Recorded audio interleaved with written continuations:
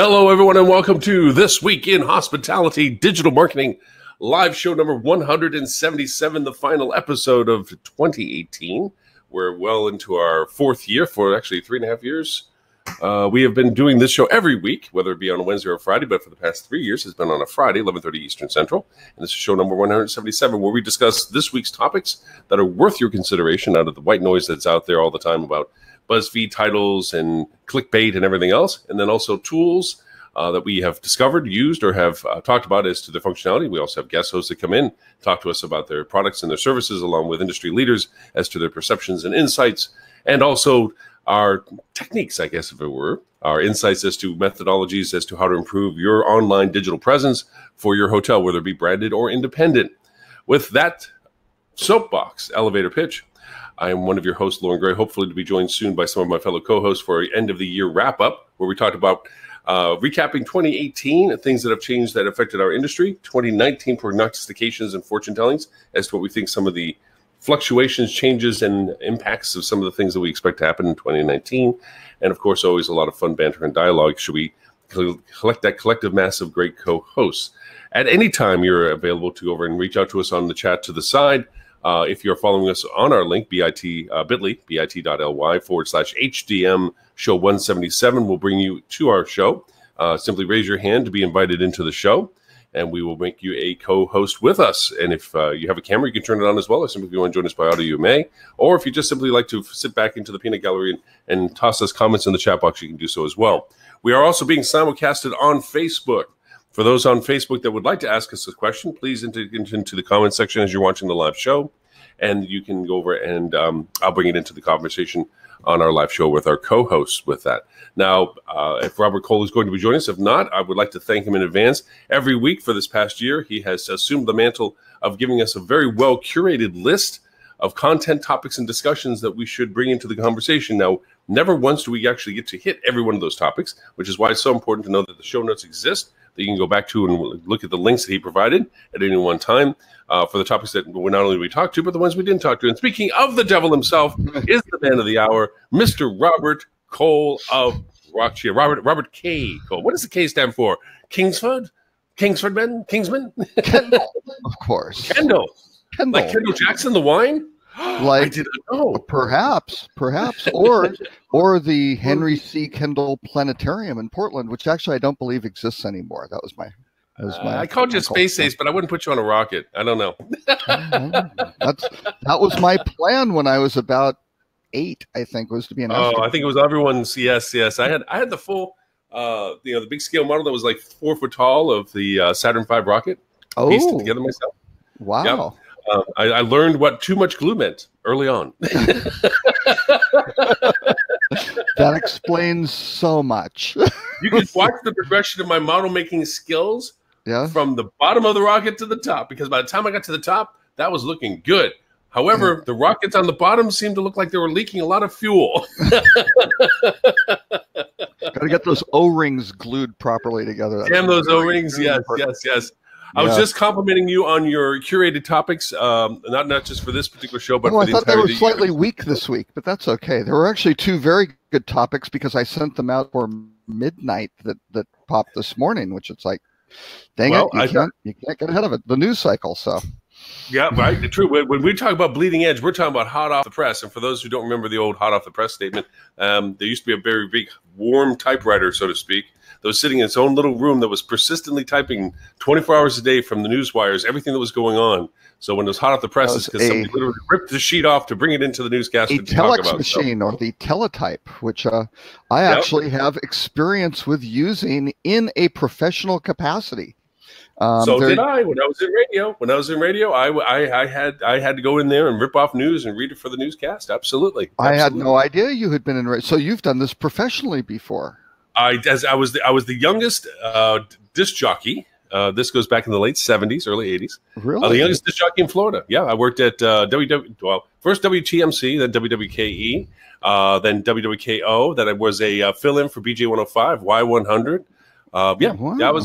I thought I was the King Poobah Yeah. Now, did you ever come across Bob Case at that time, who was a big-time disc jockey, I believe, in Atlanta? I went to high school with him. No, the two big stations that were big for Florida at the time was BJ 105 out of Orlando and Y100 out of Miami. And the only reason why I was able to work there, and I wasn't able to actually even work under my actual name because, well, nobody actually works under their actual name, was because both the DJs that were they were either on vacation or one was sick, and I had a close enough sound to them that if I kept my cut bites fast, I could cover for them on their shifts without anybody knowing, especially when they're going through ratings periods. Hey, Wacky 105. It was the golden age of top 40. It was the golden age of top 40. I kid you not.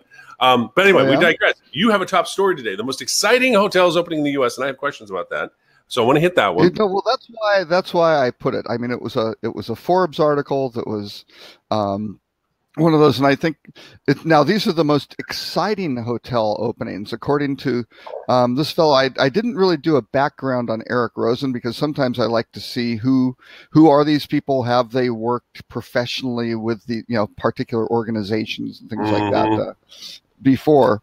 But I guess my question would be, are these truly the most exciting hotels? Now, they did it by month order, so I did love the name of the one in Detroit, the Shinola Hotel, which as far as I know, what is the rating of this show, Lauren? I don't know. I guess I can say anything I want. Do we even rate? I always heard the old saying of, you don't know shit from Shinola, or you don't know your shit from Shinola. Yeah. So Shinola must be good, but that's the only framework that I have ever heard that word. So, well, yes, and it came from because it was actually a famous product. It was a watch company, and it was based in Detroit, and yes, and it was one of those comparison tools. I mean, Timex was another one of those things. It keeps looking, keeps on ticking. But that was a phrase. Yes, it was a phrase. And yeah, when I saw that, I was like, okay, sure. But they could have maybe found another, well-established named company out of Detroit and named themselves after that. But I did notice one thing about the article, and let me put the article link up into the chat box for this, because what I did notice is, first off, there's no brands. Okay. Right. That was certainly one that I wanted to call out. Well, here, let me go through the list. The January, the Shinola Hotel in Detroit, which is its watch company, Shinola, taking over 2 historic buildings, which are within walking distance of both Comerica Park and Ford Field, which is great. So that's for, for games and concerts, things like that. That's for an independent hotel. That's a great thing. So nice. It seems they have a tie-in. They've got a tie-in with a historic, products from the area. So that sounds like a winner to me. The Virgin Hotel in San Francisco, I've got to think just based on the persona of Richard Branson. That's in February, and the destination of San Francisco itself, it will be very successful.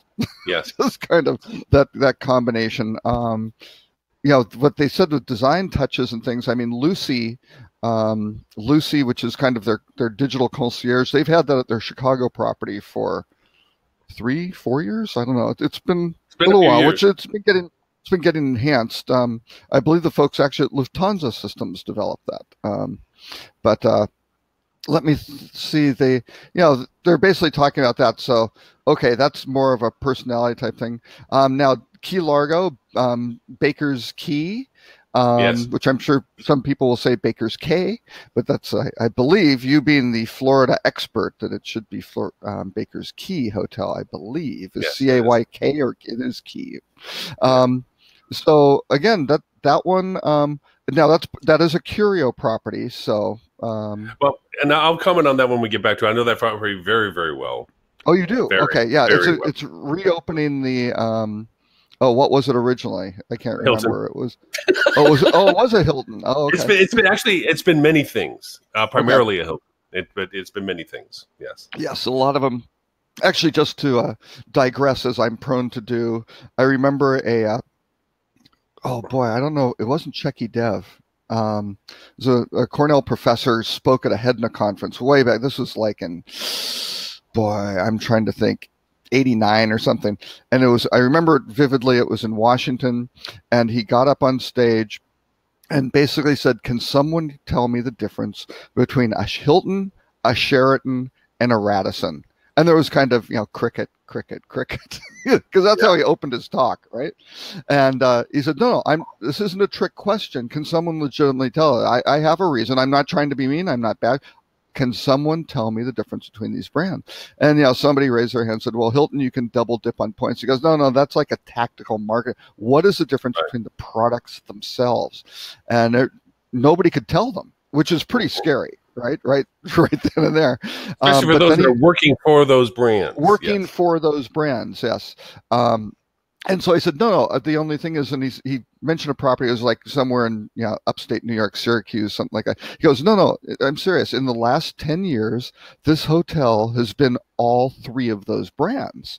And each time I've watched it, they've actually had consistent management throughout. I mean, I believe it's been the same general manager the entire time.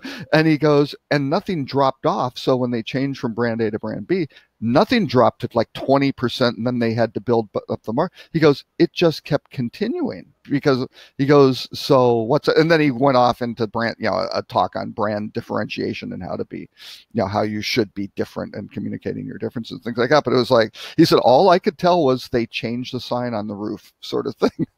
That was about the extent of it. And then he said all the other stuff that had brands on, branding on it had to get changed out. So because there was quite a bit of change, but to a consumer who's like, hey, how's the bed and how's the service? He goes, it's the same desk clerk. It's the same general manager. It's the same, fundamental restaurant concept.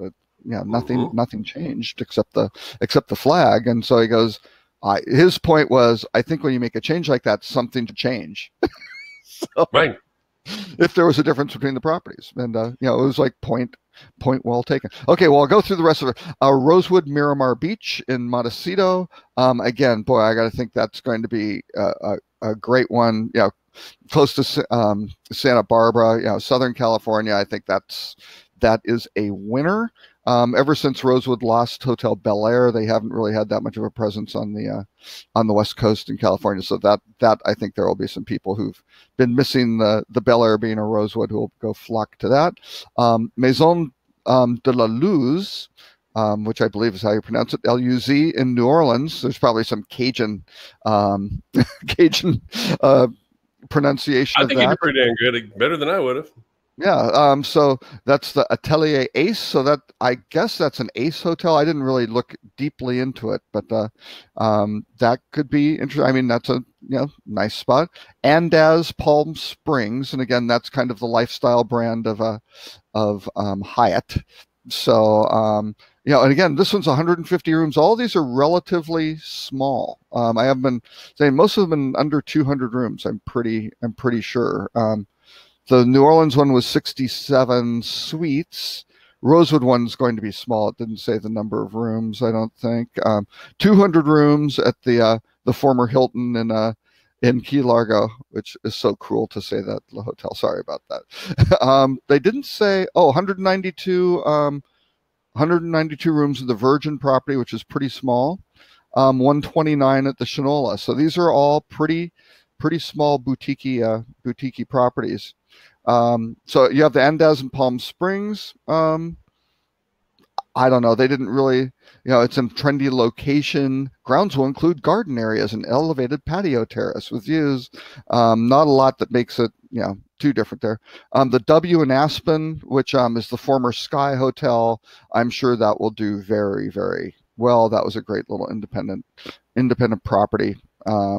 88 rooms, great location, underserved luxury hotel market in Aspen. The Conrad in Washington, D.C., 360 rooms. Now, again, that's another Hilton brand. And Star Architects Herzog and Miron. I shouldn't say I'm not familiar with them, but that's probably bad.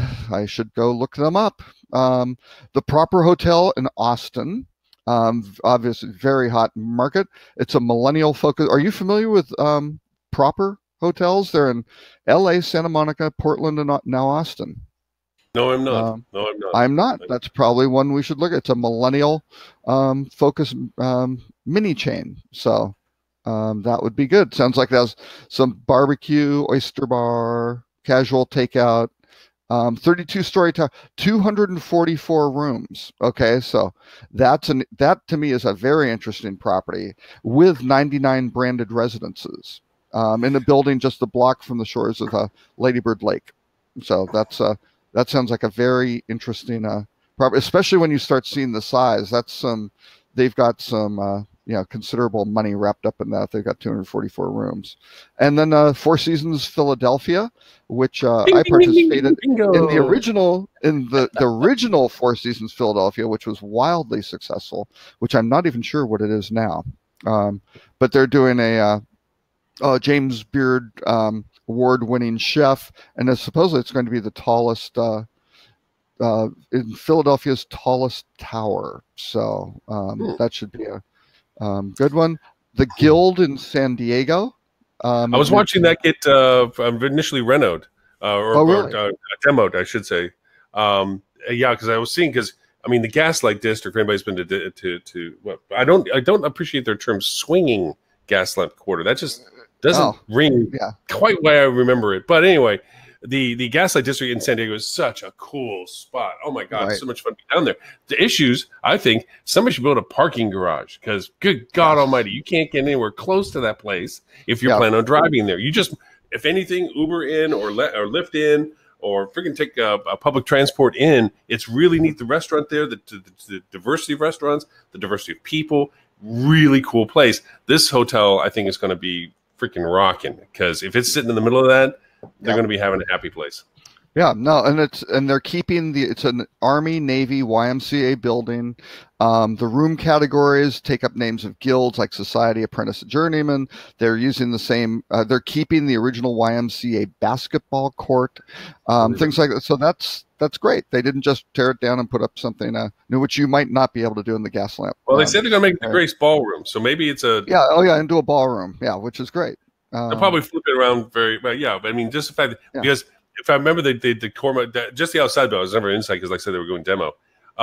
Just the very neat ornate detail to the buildings that all exist in that area, the Gaslight area down there, are really nice. So well, and I recall I stayed in one. Boy, it was probably in the 90s, probably mid 90s. And I checked in late that night. Came in and the hotel only had 2 rooms. I can't remember which property it was. It was an independent, and they asked me if I wanted the room to be haunted or not.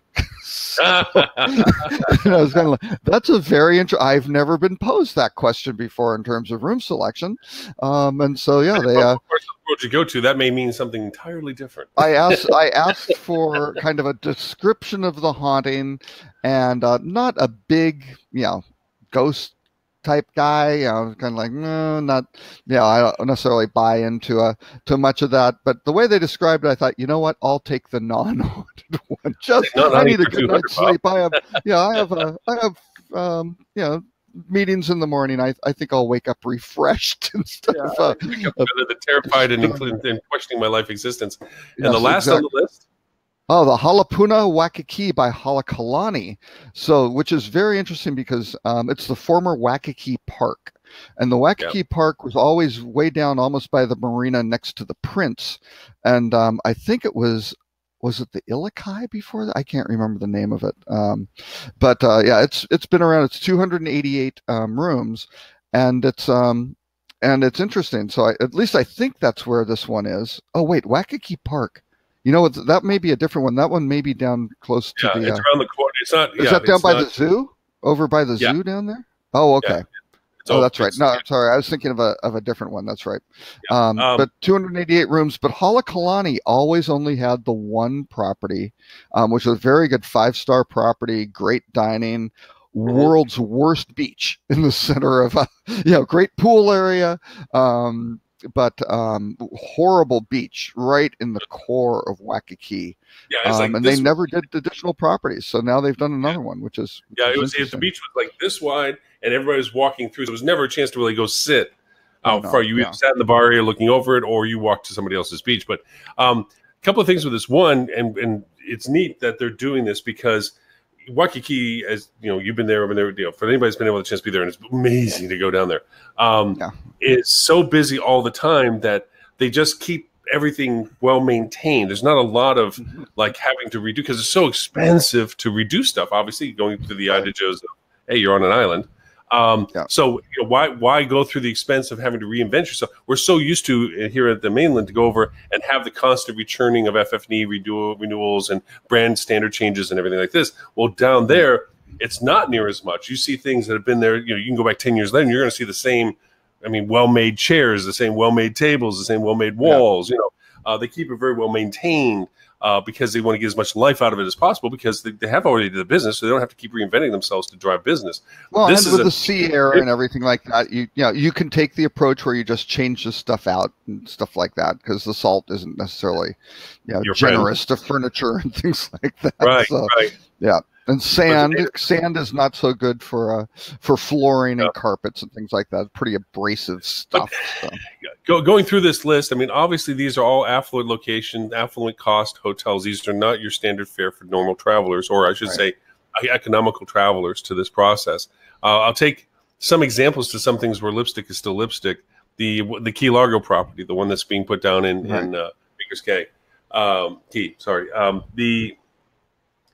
The hotel, if you were to be asked, would you want an acre of beach or 10 acres of swampland? You'd say an acre of beach. Well, this is the 10 acres of swampland.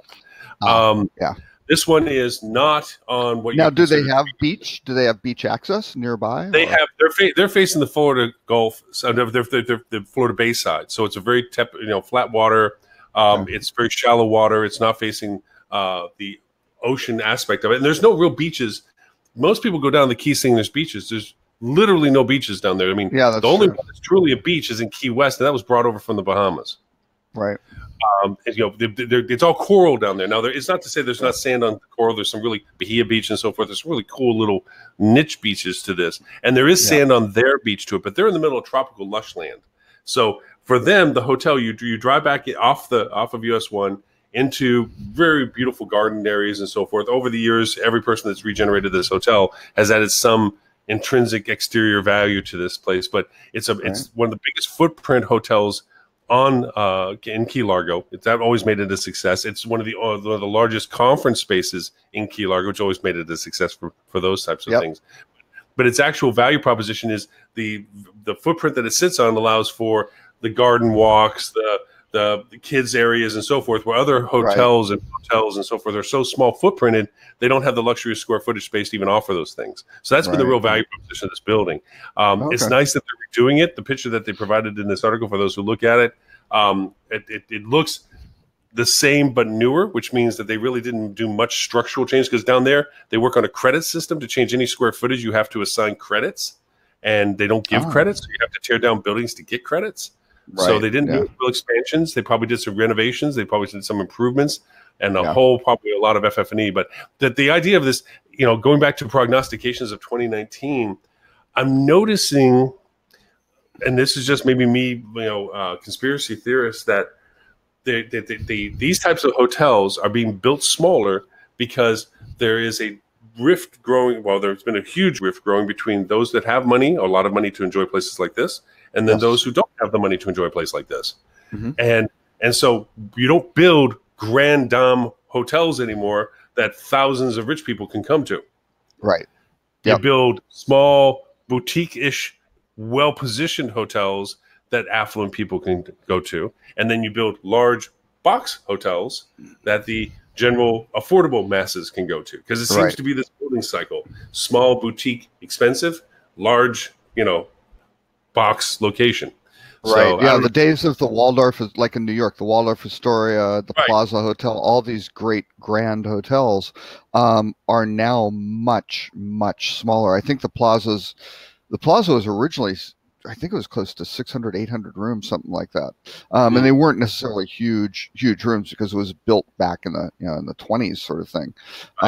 But that's now down to like 200 rooms and a bunch of residences. Same thing, Waldorf Astoria is going through its renovation where, it's being redeveloped mostly into residences. And again, by selling those, they can raise the capital to go do the renovation, and financially it works out, right? So it's well, you figure back then, it used to be that when the Waldorf Astoria was built and so forth, the general traveling populace, if you were even capable of traveling, if you weren't a traveling salesman, if you were traveling whatever, it was boarding houses. That was where you stayed. Those who stayed at places like the Waldorf, it was a walled palace because everything was inside that hotel. There was nothing outside the hotel you needed to see. Everything outside the hotel was everybody else. You know, if you were able to be in that hotel, you went to the ballroom, you went to the dining, you went to the salon. Everything was multiple dining outlets, right? You had the cafe, which at the Waldorf was where they invented the Waldorf salad, right? But then you had the fine dining room. You had all sorts. You had the lobby bar. You had another like a cigar bar and things like that, and very very maybe an entertainment room or a showroom or something like that, which was a hallmark of all the Fairmonts. Down in Miami Beach, the Cabana down there, the Copacabana. And when you went to these places, you were there, and that way it kept out everybody else. Because if you walked up thinking you just walk into the lobbies to what the place was like, no. If you're not staying at that hotel, you don't walk on the property of that hotel. Those were those days. So now that doesn't exist.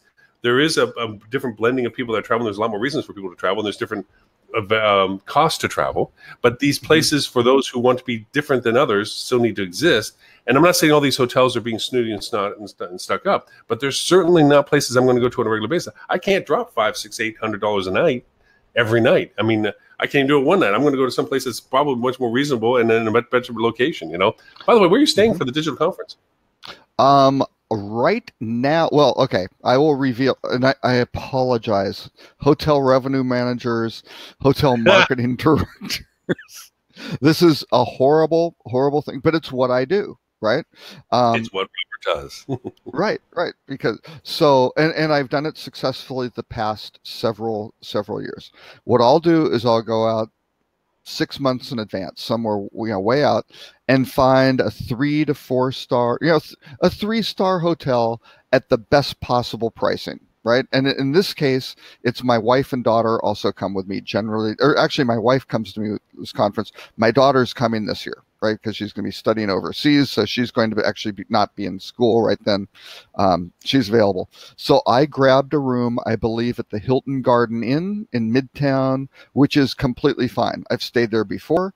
I think I was there during a snow. I was snowed out actually from a conference that was it was a digital marketing conference. It was when it was held in January. It snowed, and nobody could leave, and I wound up desperately getting a room at this property, and it was fine. There's nothing wrong with this hotel, but I'm staying for 4 nights for, I think, including tax, $540 US. Right? Dang. That is a dirt cheap, much too inexpensive rate. The revenue manager, the consumer side of me says, bless your soul. the owner side of me goes, what the hell were you thinking? Sort of thing. But I grabbed that. And so now, not right now, because most of the revenue managers are not working. They have the week off. So pricing in the hotel industry hasn't really done anything. The stuff that was probably set at around Thanksgiving or maybe in the first week of December or something when they were paying, did something, and then nothing's really going on. But boy, things are going to start happening next week, right? Right after the second or third, there is just going to be a complete rechurning of, pricing in these cities, and I'm going to go start looking around there because you can stay. I wound up getting, I think, the Premier, which is kind of the annex of the Millennium. It's run by Millennium Hotels, but it's nice, a little bit upscale property right next door to the Hudson Theater. Sorry, on the other side of the Hudson Theater. I think I got it for like $150 a night. Very nice 4-star hotel, breakfast included, that sort of thing, drinks in the evening, and it was great. I think we stayed at the Sanctuary once, stayed at Citizen M last year, which was great, again, for about $150 a night. I looked at the pricing for Citizen M for the 4 nights, would be well over $1,500 and priced above a lot of the other 4-star hotels. So basically what I'm now doing, I bottom fed for a 3.5-star property, got a great price that you can't really beat. It's cancelable, fully refundable because I bought it on booking.com, right? No penalties whatsoever. And now I'll just go look for a 4-star property or better, 4 or 5-star property, and then see what I can find. And I may wind up spending 50% more. I don't know. I don't think I'll spend double, maybe if there's a great 5-star hotel, but I'm sure in looking at that value equation of what do I get for the dollars spent, I'm going to find something really nice for 4 nights in that kind of probably $600 to $750, $600 to $800 range. I'm guessing I'll find something fantastic.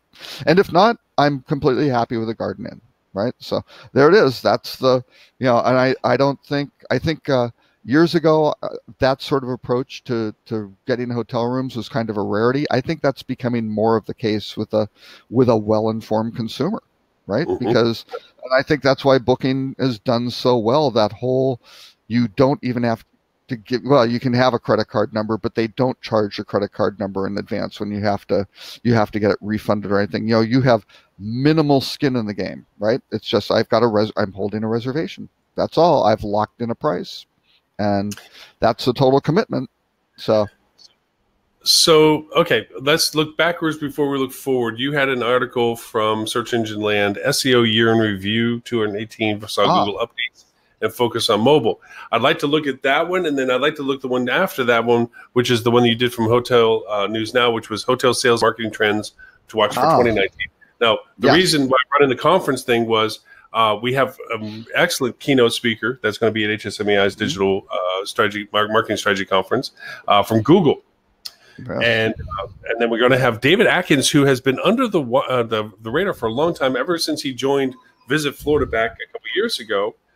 He has gone quiet and dark, and now he's coming back into the public presence, and he's going to talk about AI and the promise of what AI is and the reality of it, and if we're ready for that. And I'd like to blend David probably did what I did when I went to Mark Travel, right? He probably had as a client or had them as a client or something, wound up becoming embedded as an employee or whatever, or at least it was probably I'm guessing that was probably the sole group he was working with. And now that contract's over after 2 or 3 years or whatever the case may be, and now he's back surfacing to go back to what he was doing. Very talented man. This is not a negative anyway whatsoever. It's great to have him back into the conversations again. Because or he was in prison and he's got some people there who were just. Or he had some debts paid to society and he's now back out. Well, you know what it is? When he gets on stage, we'll look for that little bump on his ankle, see if there's something there. Exactly. David, if you're listening, you can get a sit later. But he's going to be talking about AI and the promise of it. David will be completely happy because as probably I believe what the deal was. Now again, Ed and Stuart and Tim and Valen and Holly worked on this kind of independently from you and me. I mean, we're just promoting it, but everyone who watched this this show last year, I believe, should have gotten a Tesla Model 3 delivered to their home. Yes, and you did that nice wrapping with the hotel digital marketing, the unremovable wrapping, which is interesting. I wasn't aware that was a permanent. Was that a paint job or is that a? No, that's where you dip the whole car in that little water thing and it wraps around and comes right back out or something. Yeah. Oh, okay. Yeah. So, battery or something. But, and so if you're watching and you haven't gotten your car, please contact Stuart, Ed, Tim, Holly directly because they'll make sure you get Edward St. Ange at Flip2, and we can give you his personal cell phone if you want. Yes. Stuart Butler. Yes. If you have their cell phone numbers, keep calling, please. They're very busy, but keep calling. Operators are busy, but stand by. Don't give up your line in the queue. Yes, that's right. First come, first serve on that. Holly has basically, ever since she's gotten world famous with her influencer training, I mean, we're just chopped liver now. It's just one of those.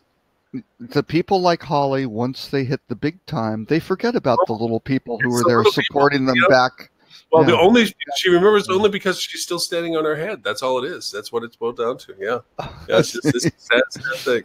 That's right. Exactly. So anyway, we digress. Search engine land. We're talking about the Google review of 2018. There's a nugget in there that I want to point out as we go through this process to it. But if we want to start, the first title of it was Google search ranking and algorithm updates. There was, of course, the speed update, and there was a medic update, which, and this is not the kernel I want to bring up to it, but was the medic update. They said somewhere around August. And I remember when this hit because the half part of August just seemed to just get all fudgy all of a sudden when it came to stats.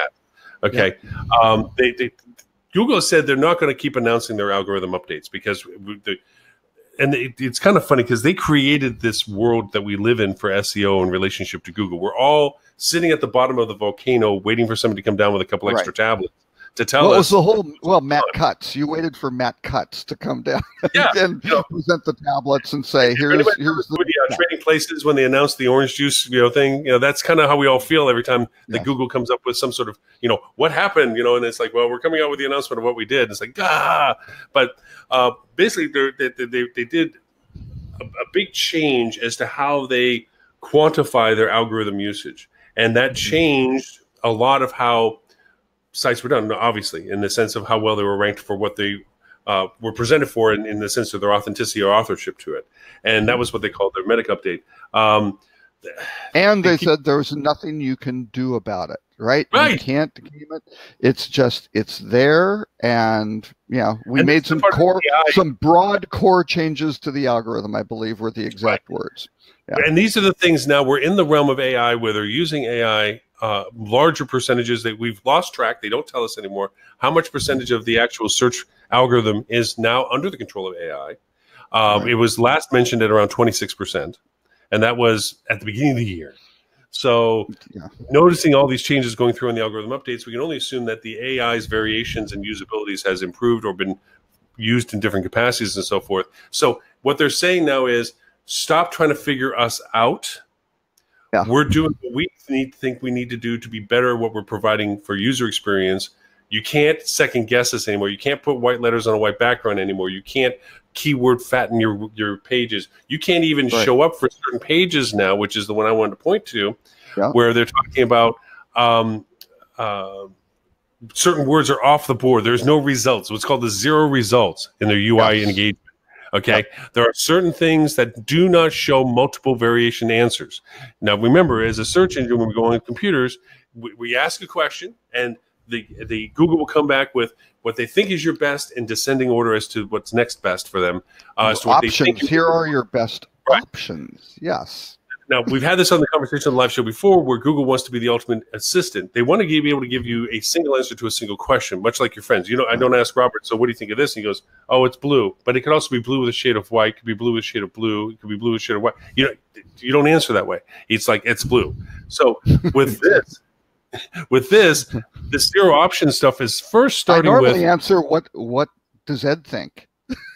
Well, actually, I think the response you usually have is, what are you effing asking me for? You're usually, why are you bugging me?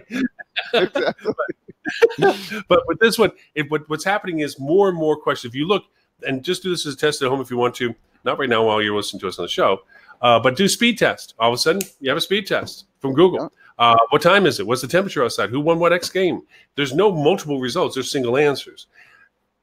Also, and most people may not realize this, Google has taken off the table certain travel terms that are no longer addressable to a single answer or to multiple answers.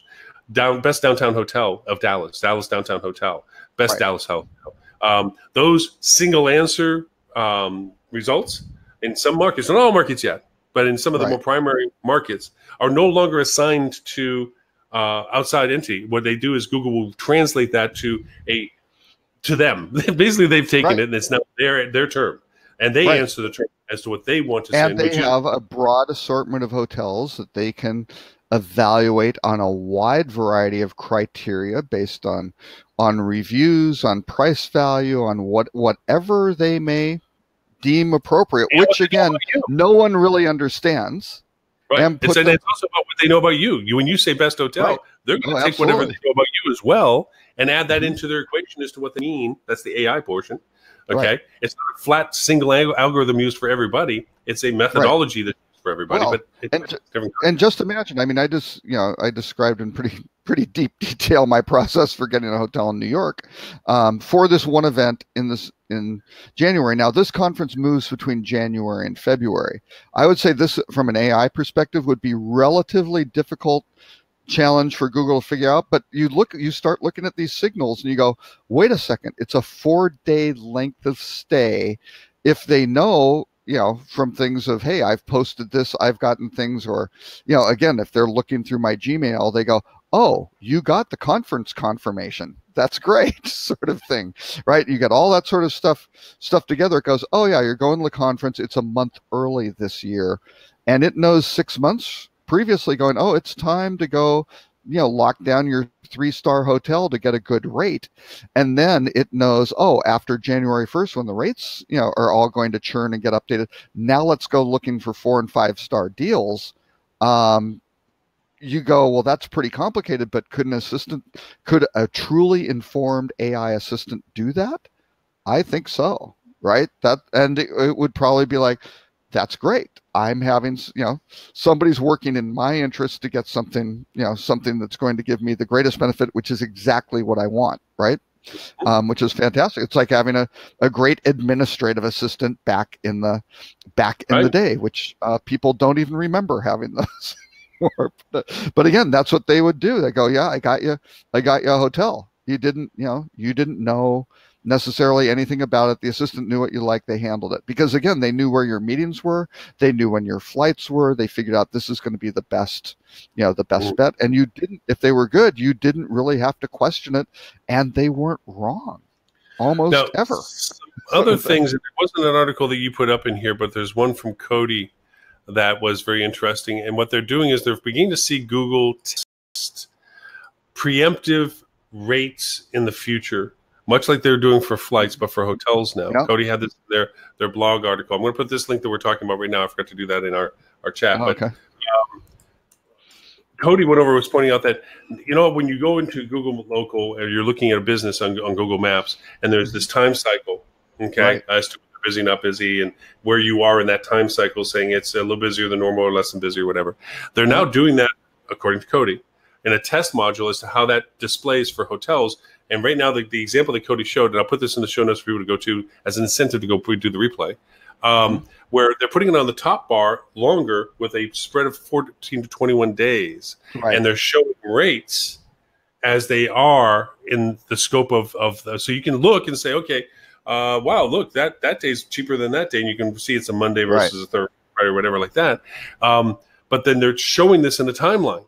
And the scary part of it is, so you can shift your days of the week. If you're saying I want a 4-day trip, hey, you know what? If I come in on the Wednesday through Sunday or whatever the case may be, or Tuesday and depart Sunday, that's better than doing the Thursday, through Monday or whatever the case may be, right? So it's it's very, very. They're going to get more of a transparency aspect to this, because if they aren't configured correctly, they're going to show poorly. If they're trying to hold rate to the last minute because they're making up some bogus forecast that based on ownership's demand of revenue, and they hold rate integrity, and then before they dump it 48 hours out, they're going to purposely lose early booking opportunities because people just say, wow, that's not a rate I want to compare it to. I don't want to see that rate. Oh, yeah. Well, and when you look at Google's new Trips app, right, and their whole booking on the phone, and I don't know if this is testing or not. I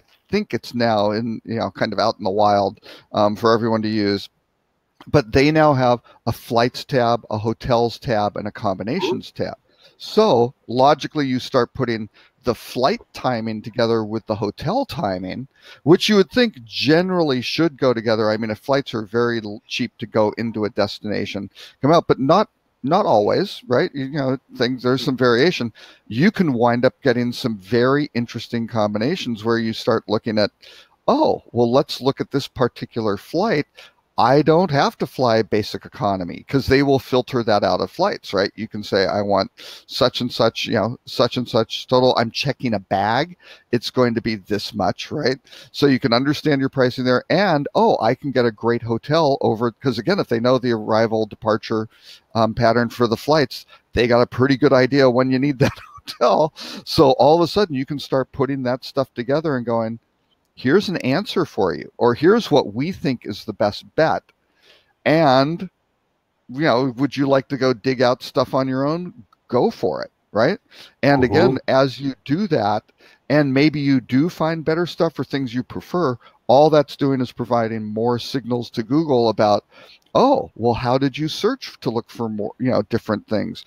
Did you change your destination? Did you expand the search radius to get a lower cost hotel? You wanted to stay, somewhere outside the city, or who knows what you're looking for, right? But again, they're going to take all those signals, figure out maybe what you booked, because again, for folks who use Gmail and things like that, and your emails are getting scanned and your little Google Trips thing is popping up your reservations, it may kind of lose you to know, hey, I went to the Marriott site and dug around a little bit, but hey, what do you know? We just saw what you booked. And they can start putting, again, anonymously, as we talked about, the tracking the people's destinations, in the mapping anonymously, but you are mapped to an ID, and they can connect all those dots and figure out this is what Lauren likes. And again, and that's true personalization, right? Looking at the universe of selections.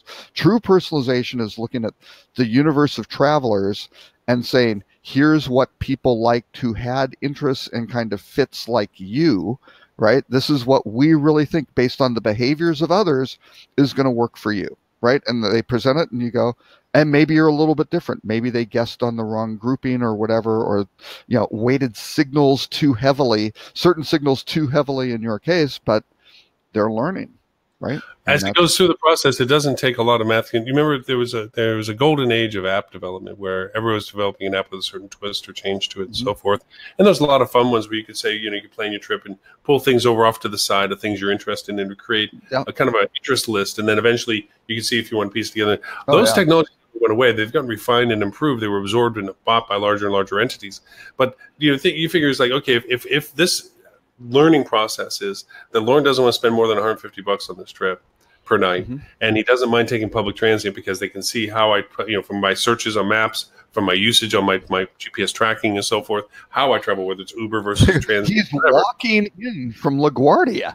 Unbelievable. He's on the 59th Street Bridge. Who knew they had sidewalks up there? Oh, they don't have sidewalks up there. With a roller bag. Anyway, so through that whole process is like, eventually it's going to be where it's like, it's going to be suggestive. We've talked about this on the show. Right now, we're only asking one question and getting multiple responses back. Eventually, and I think the true key to this, and maybe Dave will bring it up in his conversation on his closing keynote presentation at the digital conference in AI, is when it begins to ask questions back to you. We talked about this on the show before. It's like when you get that interactiveness of clarification, where it's like, hey, I needed to plan a trip for New York. Well, I noticed that you're traveling for the conference, Dave, on January 21st through the 24th. Do you want to stay close to the properties, to the conference? I would say it may even skip that step of asking the questions, right? If it knows, I would say it might ask if it really had a missing signal where it really didn't know. But again, if it's picked up enough, and again, what's it based on? If you've traveled to that same, I don't know how many of those have you been to in a row? I mean, and Google, you probably were going to that conference before Google had the ability to pick up signals on this, right? Yeah. So, But if they had that data 15 years for 10 or 15 years, they're going to get a pretty good idea of, we're going to book whatever, the Row Hotel so many years. And I wound up actually staying at the Row. And I didn't go and do a bunch of go out to the 4 and 5-star, because actually my wife wasn't with me. They had an incredibly low rate of like $79. This was several years ago, right? It was an abnormally low rate when Highgate was really pushing the limit of bottoming out in the market to fill the place, and it was in a low week for the city. But I just wanted to experience the property and see it, and it was like, this is great. I'd heard of it, but it was a. So yeah, it's interesting to. So are you hearing something else talking? No. I hear Cross talking coming back for some reason. Are those voices coming back to your head, Robert? Are those little voices? I don't know if it may have been something else that I had opened, or you know what? I may have had something like in Facebook or something open that popped up. So okay, yes, the voices. Now it says we talk. Well, it must have something open on another tab. But normally the voices. But Lauren, normally the voices in my head are like, Robert, do this. And this wasn't. It was my voice and your voice, so it was very disoriented. All right. So other than that, just wrap up on the 2018 stuff for Google and the article that we shared. Yeah. Well, they went to mobile first indexing, right? They're looking at that, and they're saying over 50% of their search results are now, indexed through mobile first. So please, the year of mobile. Remember, it was 2007 and 2008 and 2009 and 2000, all the way up to about 2015-ish. And maybe we can help the Adrian Award attendees just so that they can get past an unfortunate hurdle that they have to go by. As most people within the HSMAI organization know, that they're under the renovation of a new website, which is supposed to launch sometime in 2019. Something well overdue and well necessary. In the process, they're still dealing with old current website stuff, and one of them is the Adrian Awards. Which is, let's just describe as a suboptimal user experience. It's a pizza. So there's the AdrianAwards.com, which is with all due respect to pieces of crap. No, this is not even a good piece of crap. This is a piece of crap.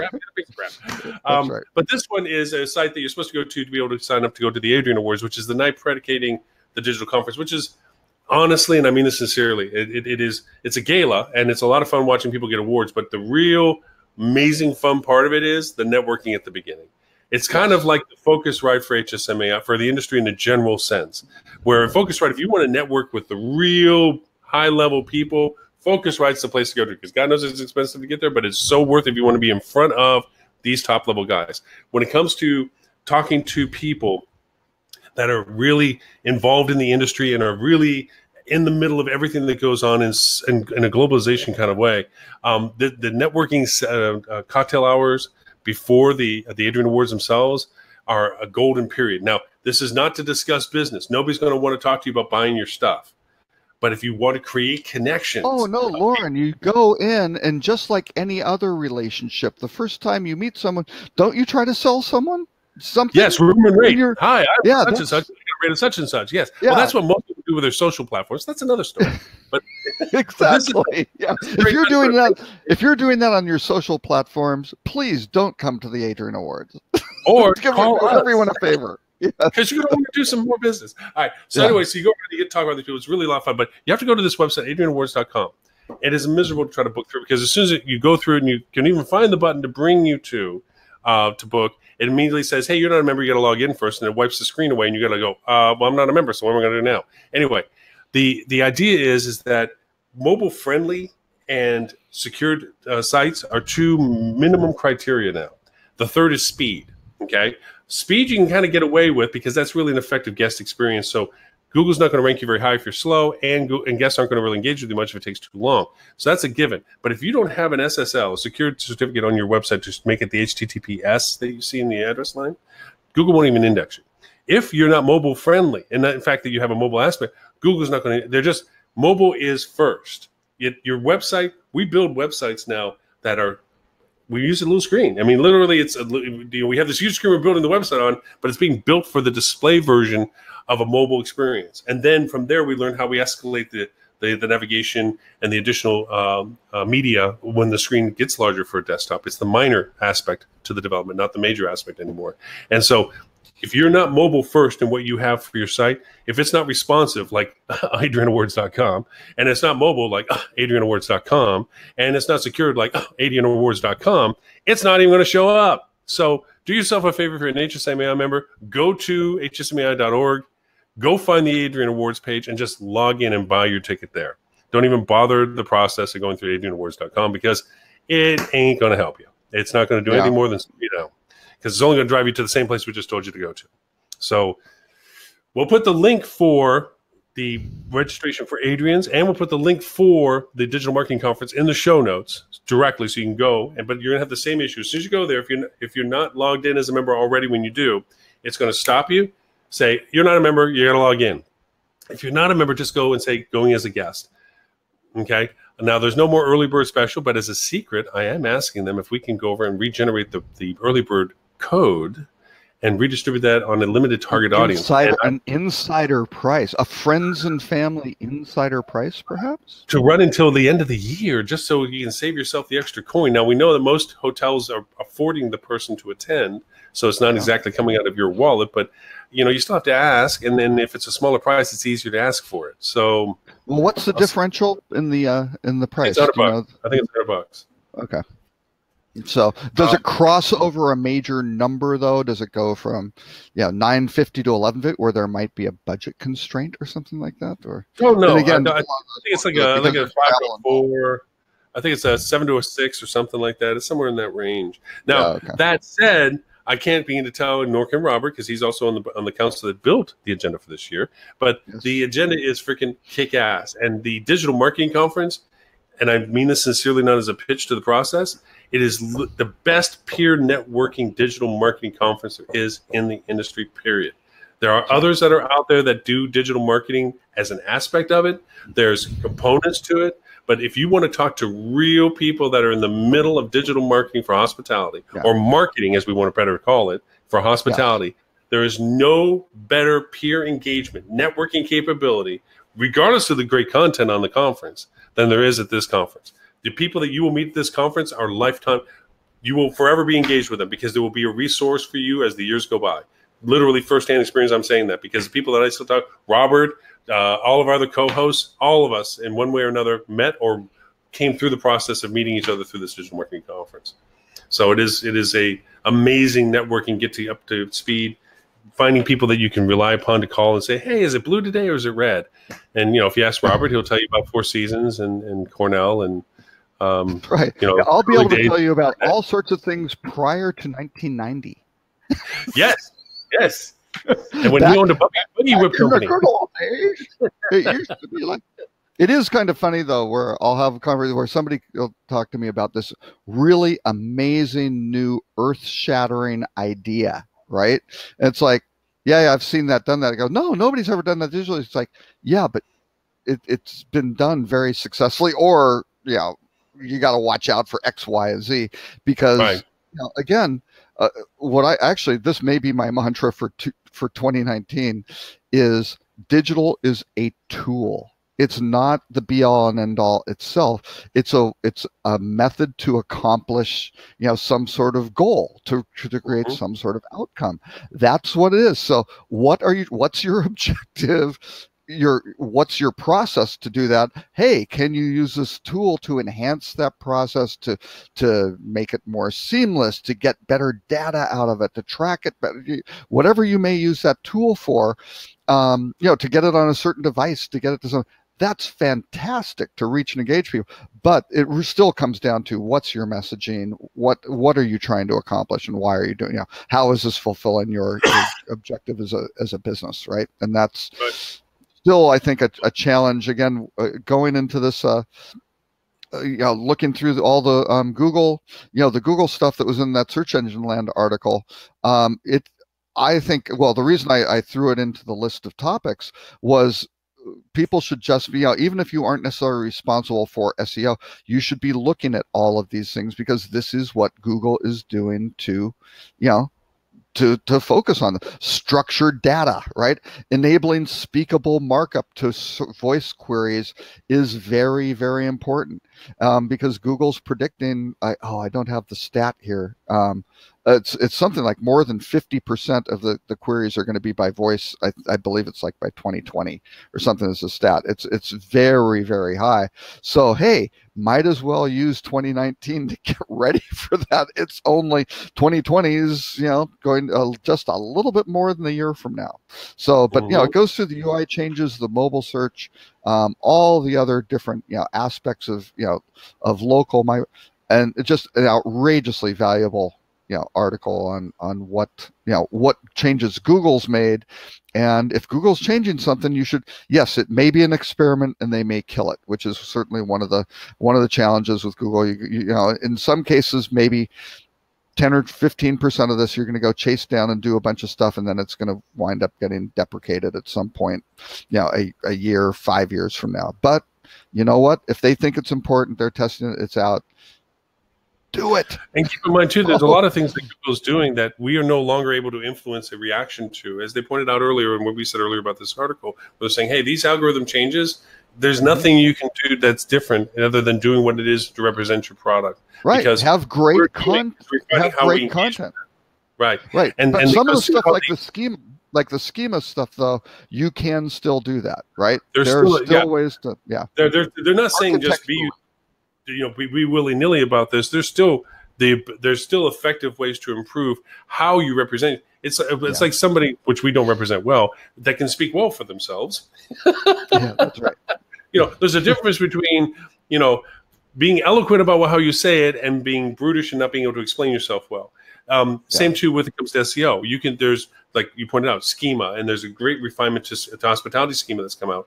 That if you do that, you're going to improve your relationship with Google, and it's going to improve what they can show you for. That's a given. Those things still exist, but there are some things out there that are happening that literally we cannot influence. And I'll bring a very specific point to this. There was a new indexing that went into, if on your mobile Google Local and your Google Maps, if you were to look for, just if you say New York hotel, and it pulls up hotels, and you open up a hotel and you scroll down, there's a location index now. Now, the location index is a score 0 to 5 that will talk about what with the location of your hotel in relationship to things around it. Now, first, when this came out, it was not announced. It just started rolling out. Okay, we're like, oh my gosh, so I got to make sure I put a lot of stuff in about what's around me. Nope. Google already knows what's around you from their mapping programs. They know what's there. Then we found out very quickly thereafter that each of those scores is different depending upon the user, because they tailor the location information to the user's engagement.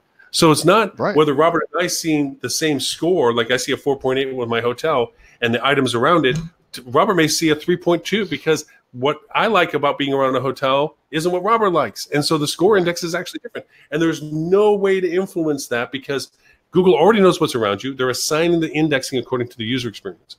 That's what we mean by not being able to use or influence what these things are changing to, because we're a creature of our own content at this point.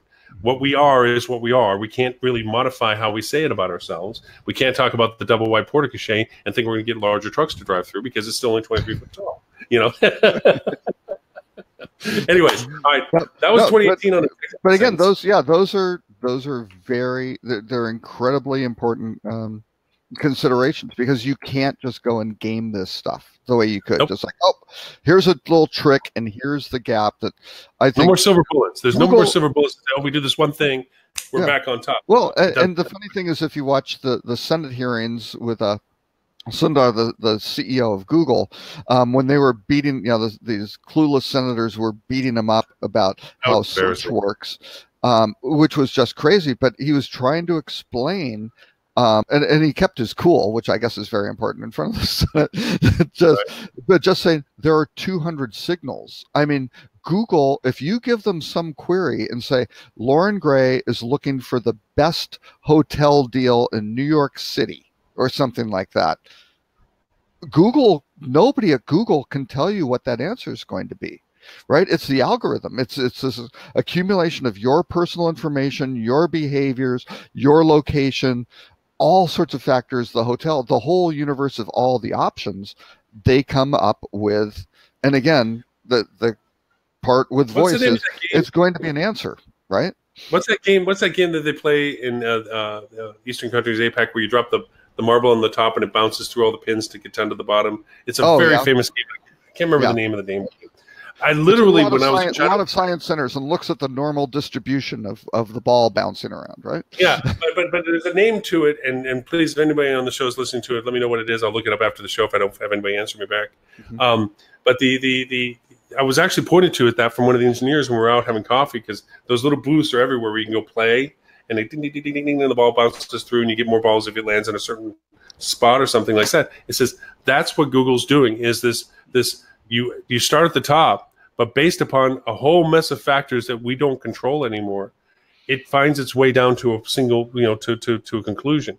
It's no longer a straight line. There never really was a straight line, but in the figurative sense, people keep using this funnel analogy, which is long past its prime of usabilities, because it's not a big swirling pile at the top that comes to a very small neck at the bottom. That's only the numerics of it. That's saying from a gross number of entities to a smaller number of entities. But the process is not just a single path down.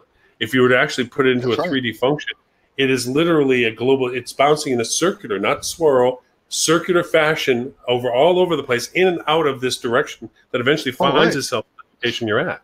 Yeah, and that circular nature is that these decisions and behaviors that trigger outcomes then come back to factor in. So all of this stuff gets kind of this recursive cycling of these signals, right, to figure out, and then you throw it into a lot of multivariate testing, right, which again, I go through with clients pretty regularly.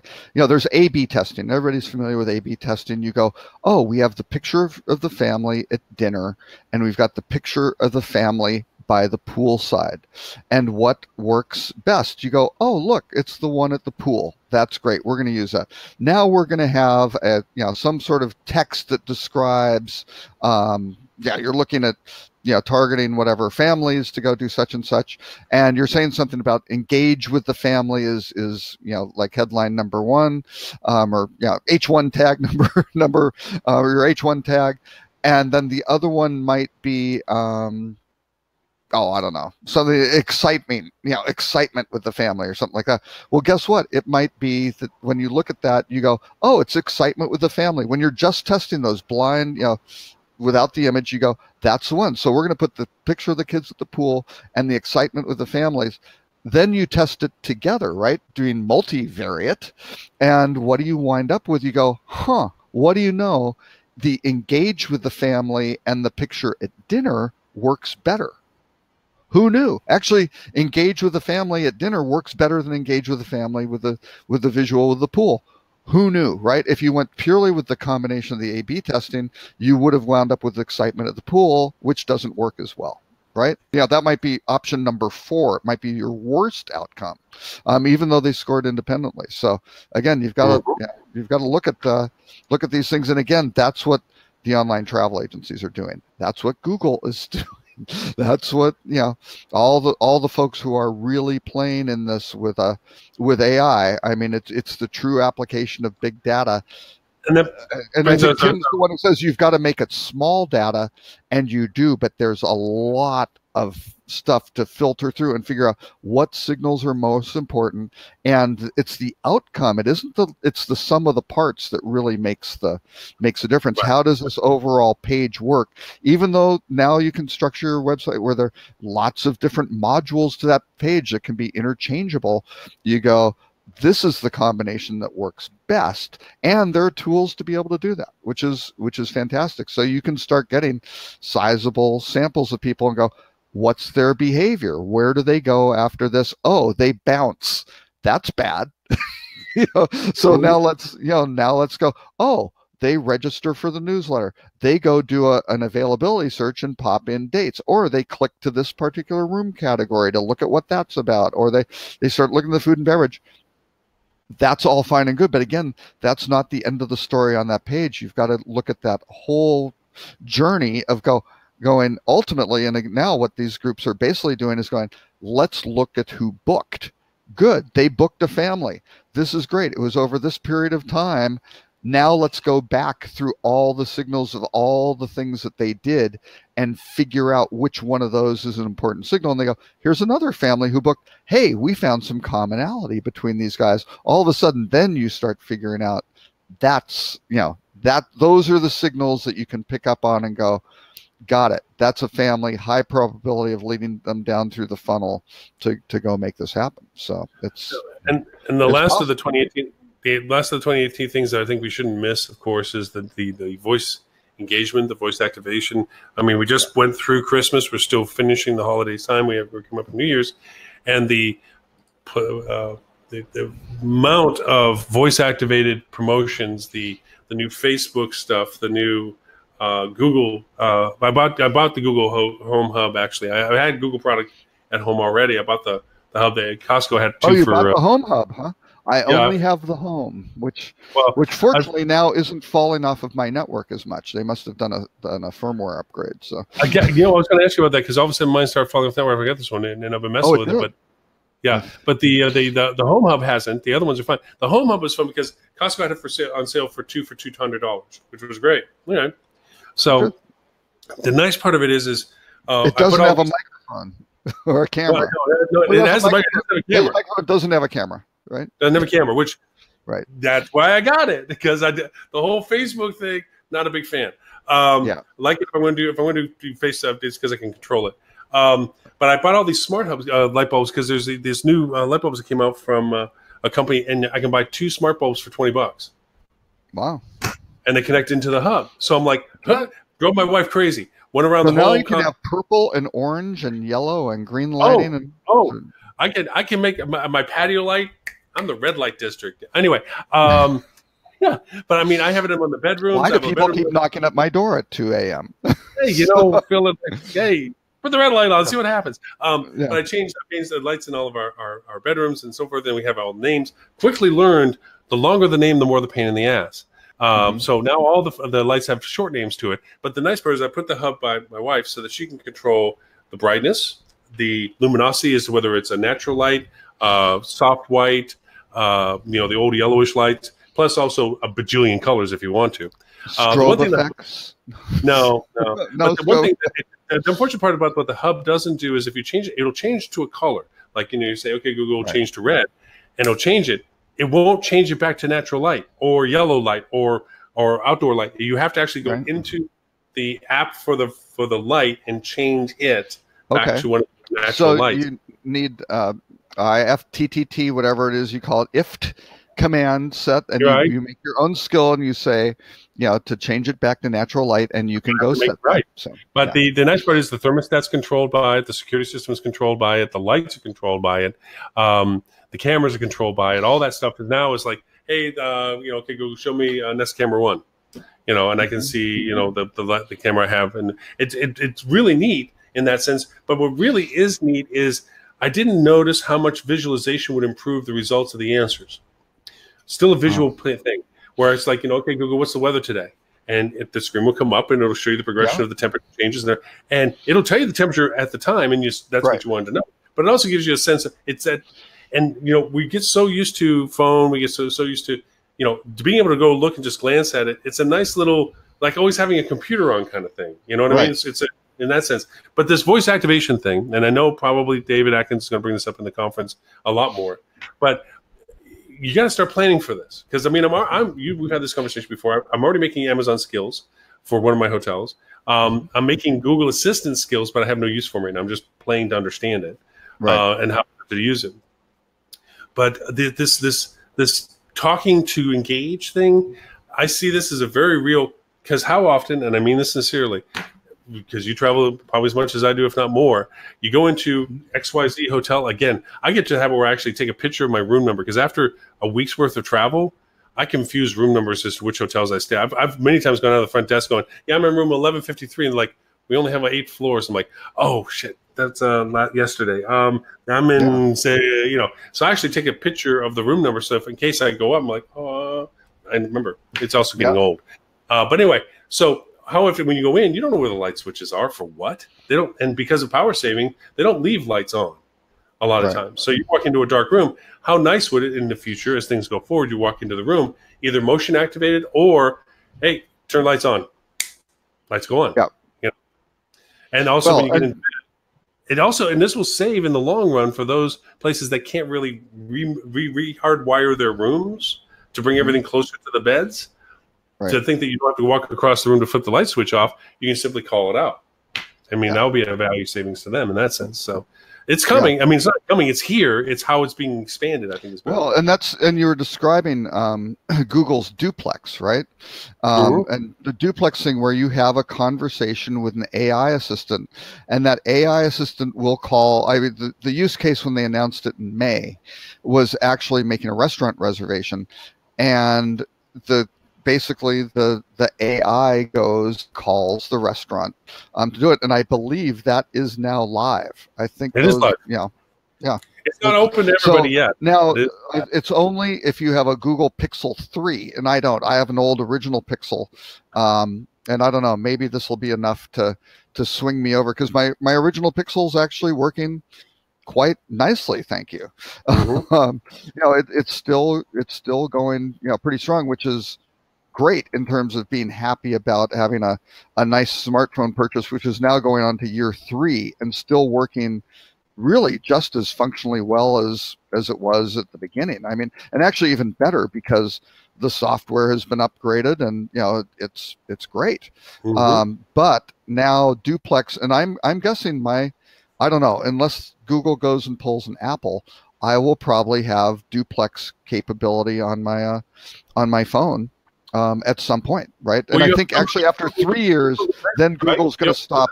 They're going to stop supporting the original Pixel. So I think this November or October, it's going to stop. But still. Well, you have Google Lens on yours, don't you? Where you can look at things. Yes, I do. And it'll tell you. Absolutely. That's cool. That's just cool. That's neat stuff. Oh yeah, and I'm using Google Lens more and more. I mean, just the ability to go. You want to look at the price of something.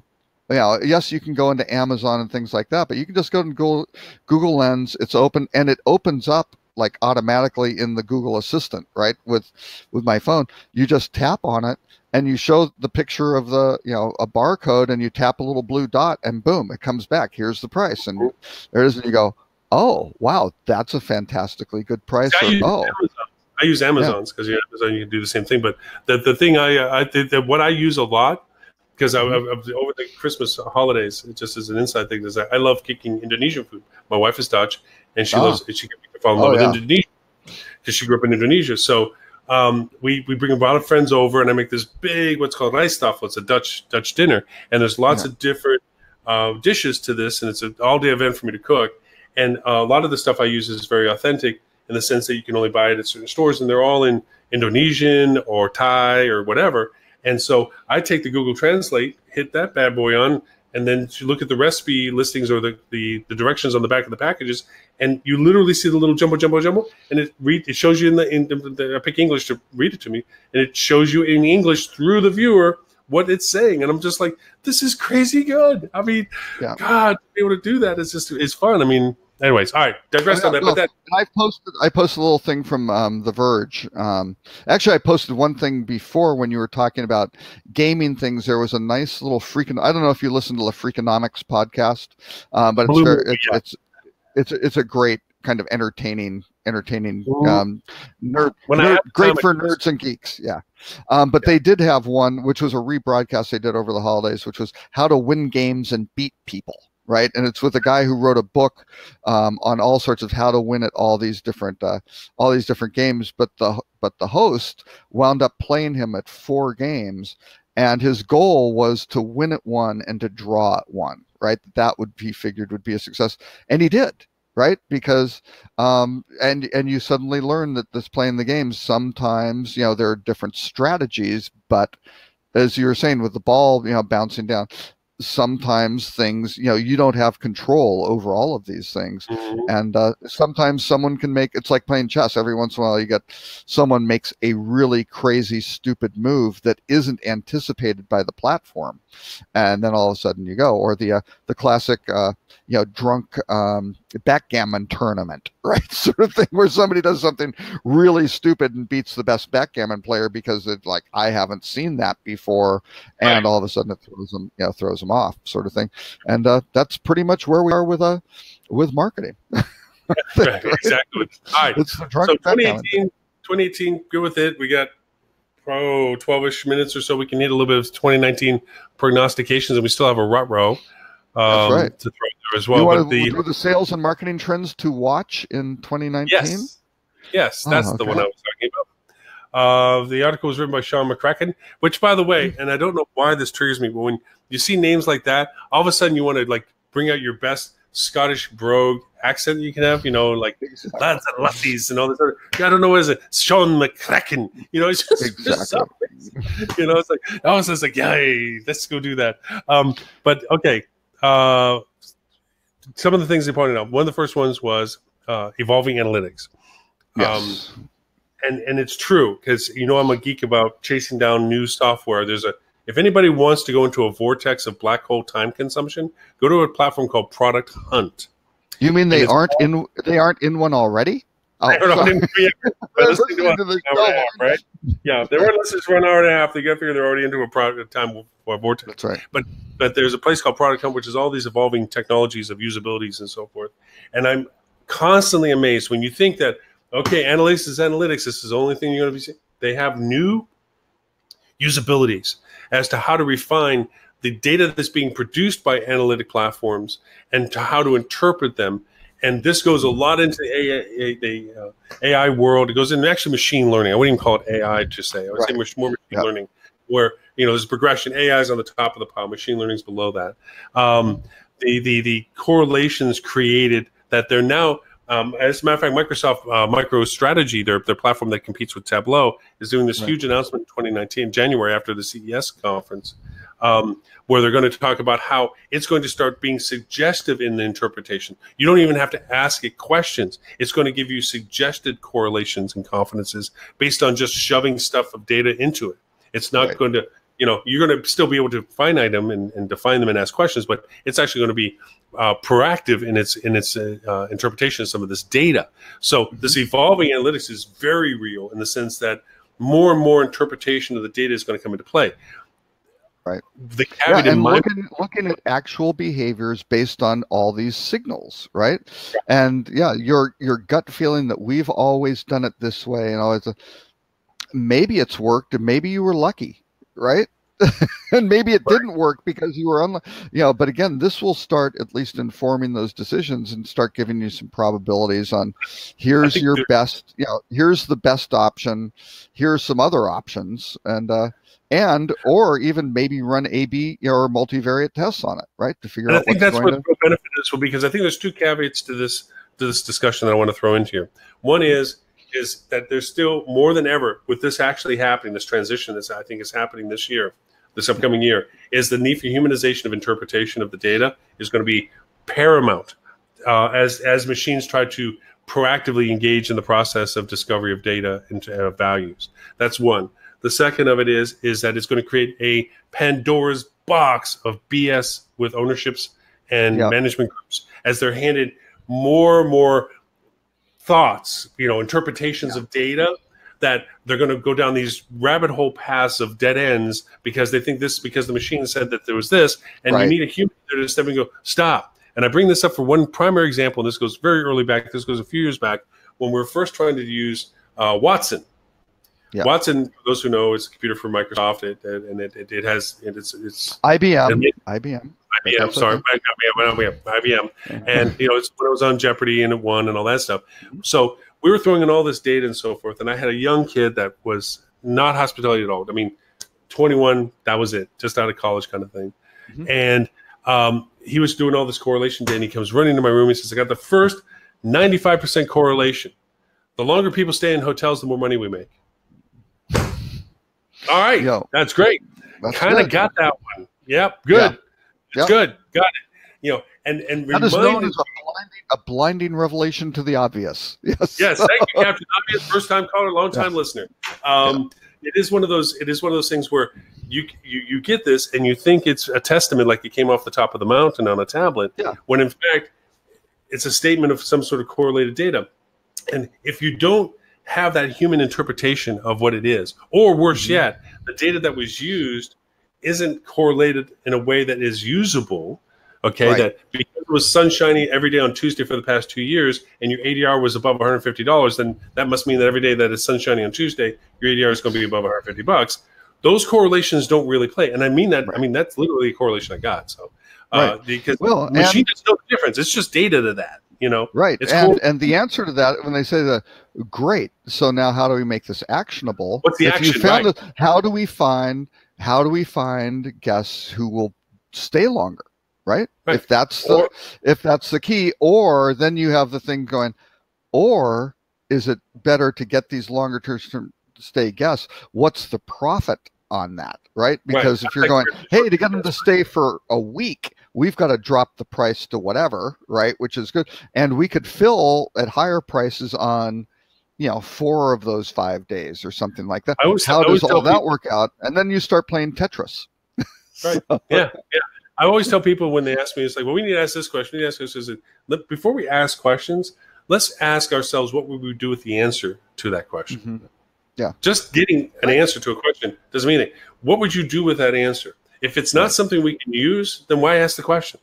Right. I mean, if it's just curiosity, I'll be at that, but we're here to make money, not to be curiously answered. Well, and on the data collection side, I mean, that's certainly what a lot of businesses are doing now, is just they collect everything because they don't know what signals are going to be important in the future, right? They just want to collect this whole history of everything because, again, when you start looking at who are the families who booked whatever, right, and we need to go back, you want all the signals, right? So, yes, you have this massive, massive data collection, but then the key is we are looking for something that's going to, wind up triggering this and to compare it, as opposed to just, we wound up with some sort of, correlation is not causation, right? That is the bottom line. Okay, I'll make you this wager. You're going to say that statement more times than you expected next year. Oh, I always say it all. Yeah, that's a pretty next year, regular one. I think you actually say it more than you've ever said before. Oh, well, no, and it was interesting in this article. I mean, I think there were some very interesting points made where Letitia Proctor, Senior VP of Sales, Revenue Management, Digital Strategies for PM Hotel Group, she wants to be more adept on. She says she wants analytics to be more transparent. I'm guessing they're going to become less transparent, right? Because it is going to be, it's like the Google search thing. What put it? Well, it's these 200 factors sort of thing, and how they were weighted out. That's how you got the list. And maybe you could do that, but looking through all 200 factors, that's more for your data scientists to go figure out the weighting of these signals and things like that. The challenge is really going to be, we're trusting this black box or not.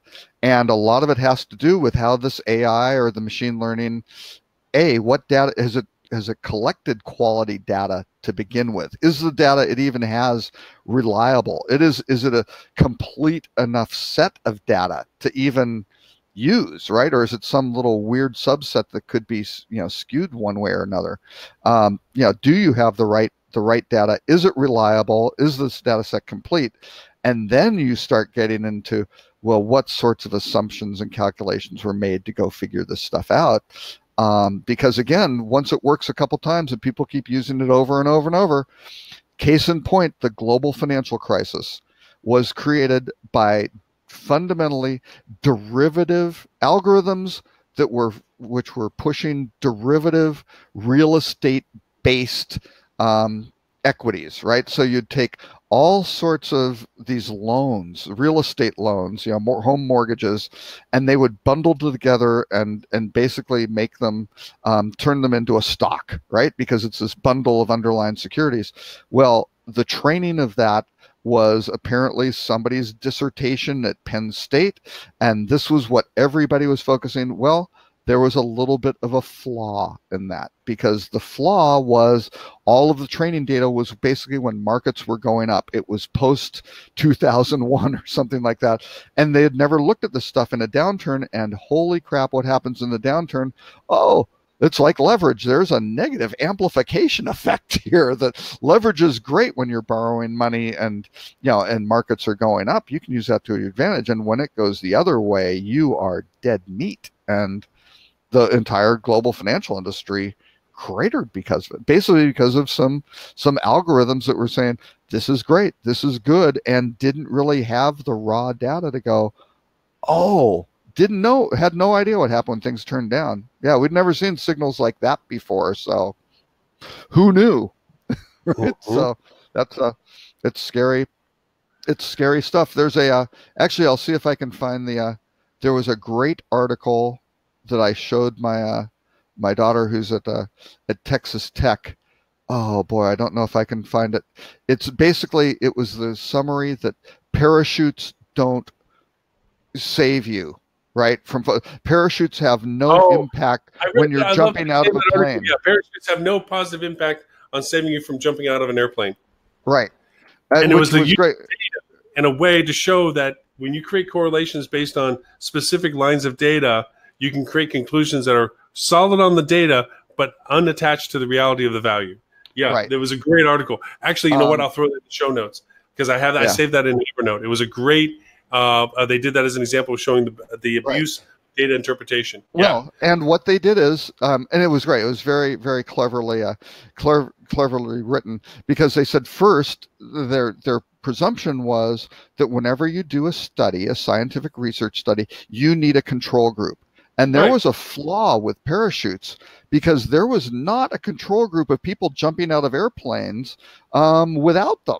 So how do you know, right? You know, hey, you need a control group. So then they went out looking for a control group, and they did find some people who were willing to do it, who were disqualified from the study based on kind of mental capacity or decision making. They figured, no, this is not.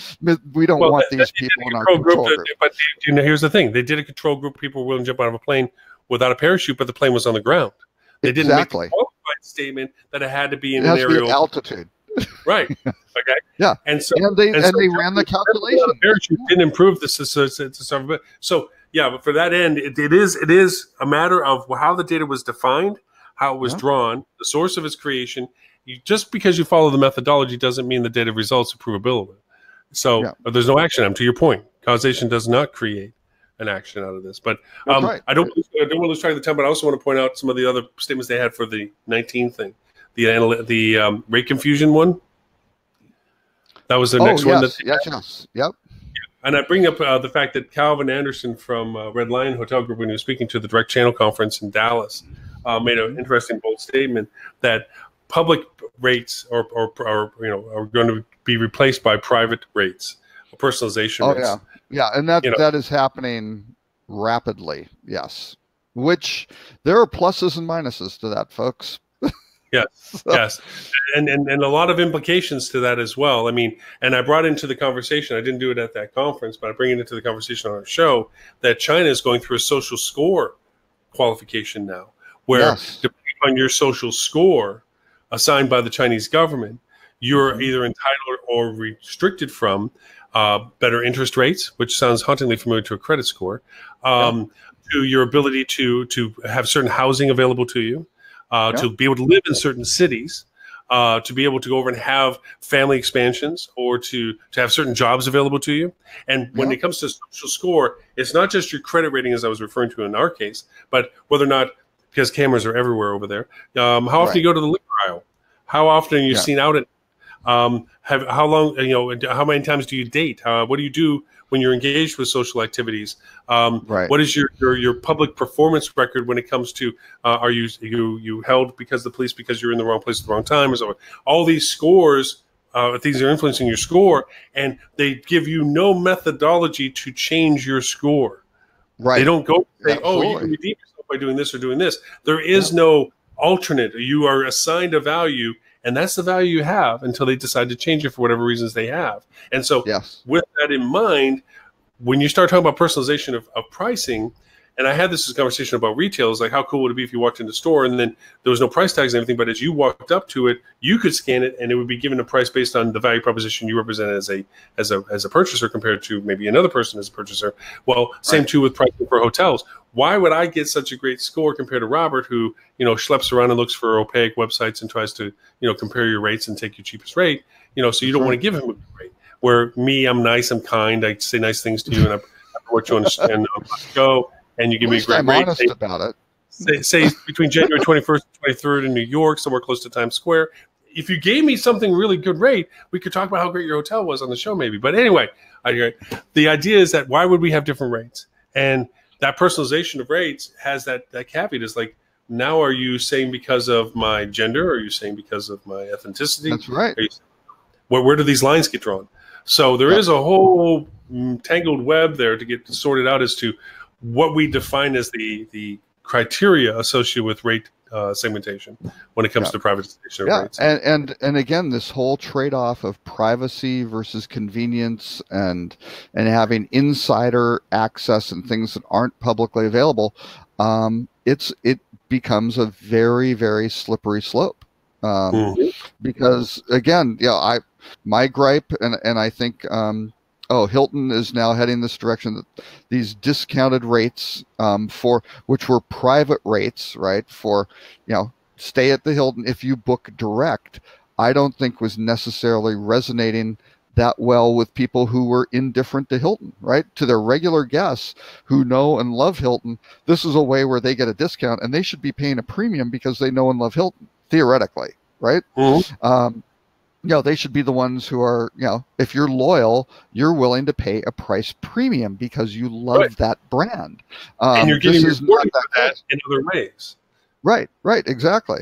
And so with that, you wind up going, okay, well, now everybody's trained to look for what's my special deal, what am I eligible for? And getting back to Google, one of the groups that they acquired way back was Room 77, and it was an acqui-hire, basically, because Room 77 started out, it was back Kevin Fleiss was there, who had been at Travel Muse, and it was Rich Barton, who had been the original CEO of Expedia and things like that, were behind it, and they were going to go down to individual rooms, right, to do that, which was very forward looking, because kind of in the pre Airbnb saga, you did look at, hey, if Airbnb is selling individual units, maybe hotels could do this. Really interesting revenue management implications, all that sort of thing, except the infrastructure of the hotel industry did not support it. Well, Google wound up buying that. But one of the interesting things Room 77 did was it basically surfaced senior rates, auto club rates, all sorts of these rates which are kind of out there in a GDS, but don't necessarily get surfaced by the regular online travel agencies, right? So and I think, Lauren, you've said this a number of times, that hey, why do you want to go book the Hilton rate for booking direct when you can go book the AAA rate, right, and get all the benefits and do everything, and it's a lower rate? Right? It's kind of ridiculous, right? One's 5% off, the other's 2% off. So that sort of thing. So I think what Google's going to be working on, we're talking about all this, hey, here's the best time to buy, and here's the pricing, here's how it compares to others, here's the best choice. One of those things is going to be, what are you eligible for? Through whatever affiliation of where you work, the clubs you belong to, your interests, whatever those basic things that go, that's right, you signed up for whatever, you're an Amazon Prime member. That's where I think Amazon could play at this in a huge, huge way, right? Because again, people, you said you did your little visual search on Amazon. Amazon doesn't always have the best pricing. You can march into a grocery store and go, I'm looking for Tide Pods because I'm hungry, whatever the case may be. So you can get those. You go, here's the such and such pack. It may be much. It may be considerably more expensive on Amazon, right? Than just wandering to the grocery stores. But you have the whole convenience and what you're used to. But again, if you can wind up getting a better rate because you're an Amazon Prime member who loves Whole Foods, and you hit this demographic, and these new top hotels opening this year would probably love Amazon Prime members who shop at Whole Foods, right? They'd be happy to get those guys into their properties. You can do a lot of very interesting things, but then you also have kind of the wait till something flips and Amazon decides, hey, we make 30% margins on most everything we do. We aren't doing that on travel, which is maybe why they aren't in travel yet. Here's how we can make 30% margins. Let's go, right? And then all of a sudden it's going to be, oh dear, what have we done? This was so easy and convenient to access these sources of volume, and now, there are strings attached that weren't there before. Yikes! What do we do, right? And so expect more of that, because again, this whole AI thing is the major hotel groups independent hotels, it's tough to get this much data to really do, quality things. But you can certainly get the analytics off of your website, and you can get the experiences of what people are doing at your hotel and start tracking that stuff. And guys like even Alice, and I know they hate when I say this, as simple as it is for tracking those tickets, you can start figuring out, here's what people are asking for when. Here's how long it takes us to fulfill these things, right? That's really, really good, valuable operational data for how to. The coming show, we have to have Alice come back, because from what I'm talking to people around in the market and so forth, Alice seems to be slowing down. Alice I think they have, stuck in the mud. Well, and here's why. And I think I predicted this a long time ago. Was they had a very smart strategy of coming in and not integrating with anything. They were just a ticket management system, and they had their own use cases and their benefits and their cost savings, and that was great. And they parlayed that into a significant investment from Expedia and other groups, which is fantastic. Now, which is great, and nothing bad about them doing that. Now the hard stuff comes, which is, how do we integrate with all these damn property management systems to really take this to the next level? That is a lot of investment spending, which gets really, really complicated on, do we build it first so we can sell it to these people, or do we try to sell it and then build it? And oh boy, the sales cycle is a long time on this. And how many different versions of Oracle are there? Oh crap, sort of thing. Yeah. And we've got to get certified on all those versions. It's ugly, right? So the other one that did, and I think this is it, I love the twist that they did in this article, the mergers and acquisitions impact for 2019. Now that we've matured past it actually happening, although it's still happening, obviously with Two Roads and so forth and what have you. And as a merger, the article made a very good point, is the expectation level that's risen with this. I was saying, okay, so you're the big megala now. You got all these combinations of stuff. Where's my membership integration rewards programs? What's the value proposition of me being with you compared to another amalgamated ownership group that may be wanting to give me some? I think there's going to be potentially, it doesn't say it in this article, but from my personal interpretation of it, I think there's going to be a loyalty benefits reward value proposition change as to how it gets translated to the guest experience, where it's like, no, stay with us because we'll not only give you the free bottle of water, but we'll give you some cookies. Oh, you can get water and cookies from them, but we're going to make sure you get last room availability and top of the building. Or, it's going to turn into this thing, because if we twinge in the economy to whatever level it's going to be, because we're so used to it now, statements like the worst day in the stock market's history passes after 24 hours. The worst, since the Great Depression. Nobody remembers the Great Depression because they didn't live it, so they don't understand what that means. And secondly, it's like, and it rebounded such and such percent. The biggest growth in the market history. These buzzwords just bounce off of us now. If this had happened at any other time, it would have been like, my God, that was the biggest day ever. I've never seen it go that way. Now it's like it doesn't even gather our attention past the day it was announced. So we're getting used to this. We're numbed. Our sense of volatility in everything, right? In volatility in politics, there's volatility in financial markets, and it winds up numbing people to what's really going on. And so that brings us to one of the other ones, which we'll jump to a little bit in the profitability one. We'll go to effectiveness and communication in just a minute, but profitability. I think what's happened is that our industry is used to too many choices. There's a very high competition to things. So they're looking for these cost savings. If our economy did take us a substantive downturn perpetually, where it wasn't bouncing back up the next day, and we're now faced with the fact that will happen. It has to happen.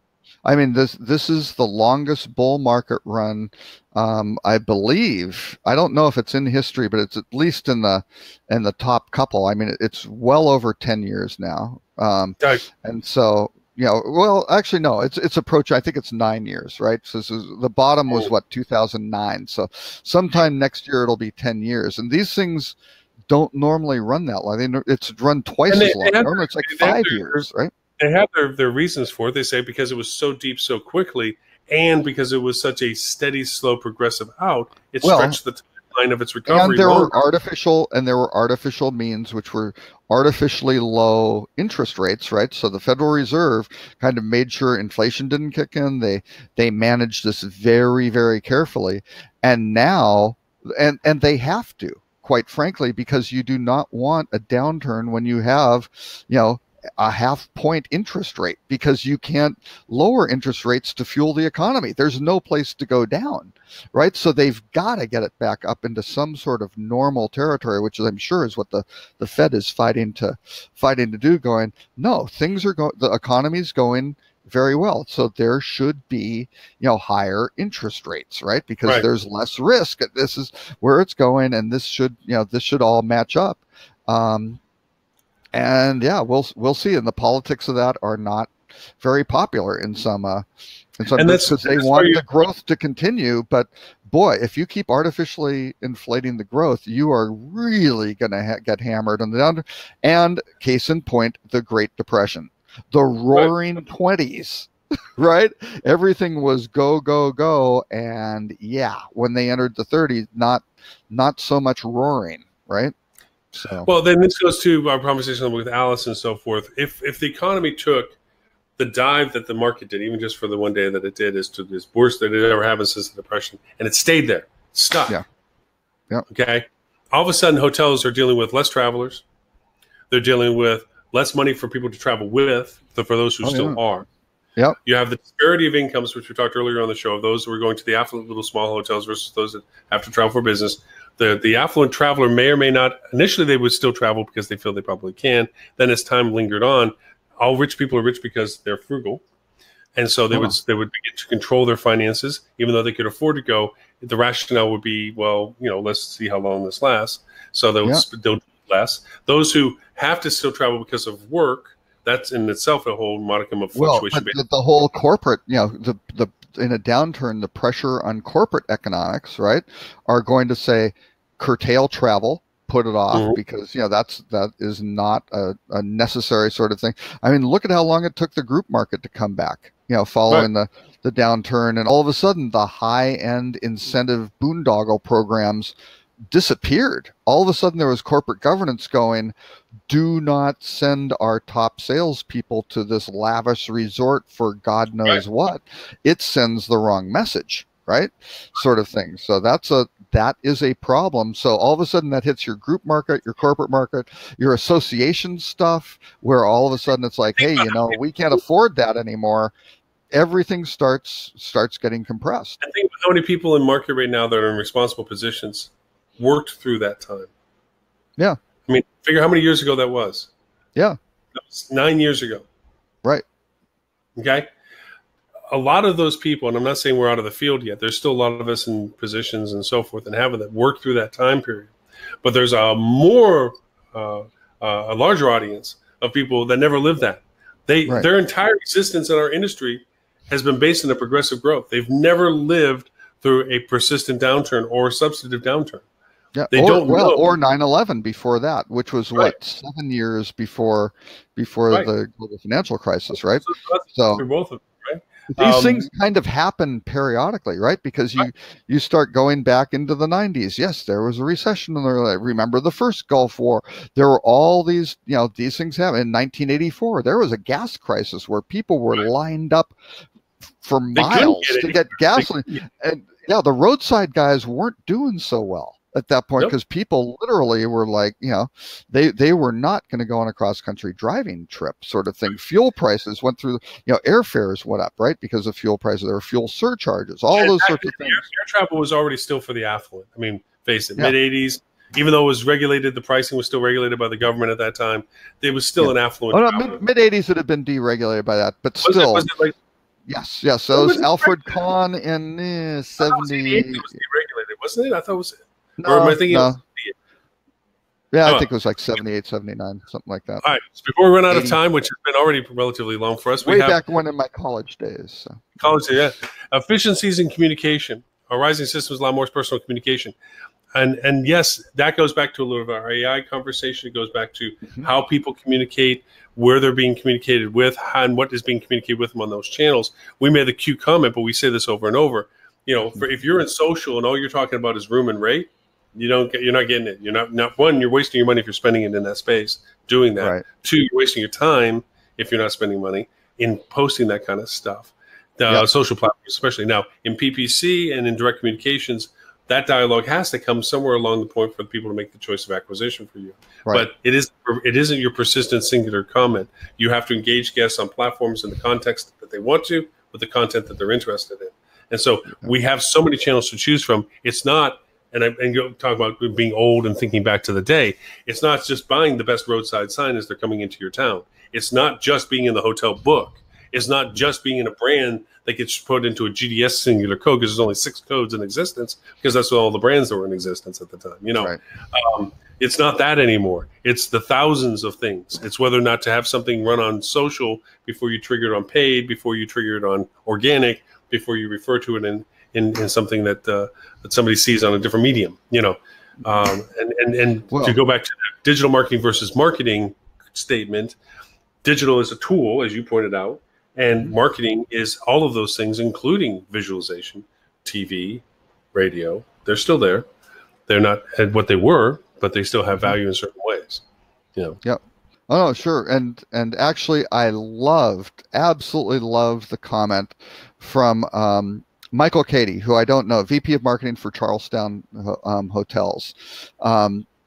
In here, I will read his quote. We're seeing that marketing is touching so many different points of hospitality, whether it's through text or CRM, he said, but what we're not seeing is it being implemented and fulfilled at the operational level. So this is my favorite quote. So we're looking to get someone who understands marketing and technology, but can see it through all the way to execution and support the operational team. You should look at rockcheetah.com, my friend. Yes. That is my business proposition, right? But that's it. That is really what has to happen. And not just me. It's like that is incredibly important. That is the game, right? When I do the HSMA Rocket presentations, with 33 cities and so forth, and we talk about this convergence of revenue and marketing, I surprise people by also including the fact that who's not also in this room? Food and beverage people, operations people. Absolutely. Okay.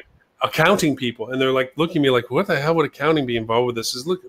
I use this as an example. Let's say, first off, you all are on the same team and they all have to understand what I used to have a meeting every morning when I ran hotels called NEPMAs. Nobody ever tells me anything. And we had representatives from each of the departments to go over and hear what was going on for that day. So everyone could go back to their departments and share. So everyone was aware of what was happening as to why we had people wearing funny hats from a Shriners or something in. And so they understood. Now, accounting, as an example, their responsibility is the financial and the distribution of the payments of bills and so forth. So you have an account with, say, Sojourn. Okay, I'm going to call them up by name. I like the platform. I use them persistently. They do a retargeting campaign. And in it, they're supposed to drive new business for you. What an accounting team is supposed to do is go through all of the confirmation numbers that Sojourn sent in an invoice that said, hey, we drove all this business to you. We want our commission. Okay. Right. So accounting is supposed to go in and confirm all these confirmations. Here's the thing. In the conditions of what you have with Sojourn, there's contractual relationships that duplicities can get taken out. If they're part of a group block, they get taken out. If they don't know those terms and conditions of what Sojourn is supposed to do for you, you're double paying on certain bookings that you legitimately shouldn't. But because accounting was never brought into that communication, that conversation, operations, and you aren't cheating Sojourn, and Sojourn isn't cheating you, right? Right. And you get some confrontational things, and people will put Sojourn as, oh, this is horrible, and they're getting paid for stuff they shouldn't do. It's like, whoa, hang on. Right. That's the information they have. Their stuff triggered.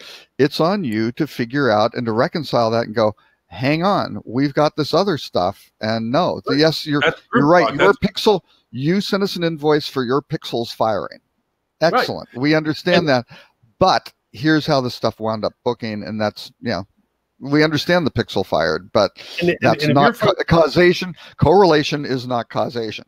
Right. And yeah, very true. See, you're already seeing more, and it's not even the end of the year yet. The other is that if you're the fastest way to kill any promotion, whether it be restaurant or hotel, is for guests to come in thinking they're going to get redeemed something, or that they have to do something, ask for something to get something, and the front desk person or the server goes, I don't know what you're talking about. The blank stare, yes. Instant kill. Every positive aspect and every dollar you spent towards that promotion that brought that person into the door or into your restaurant died at that moment.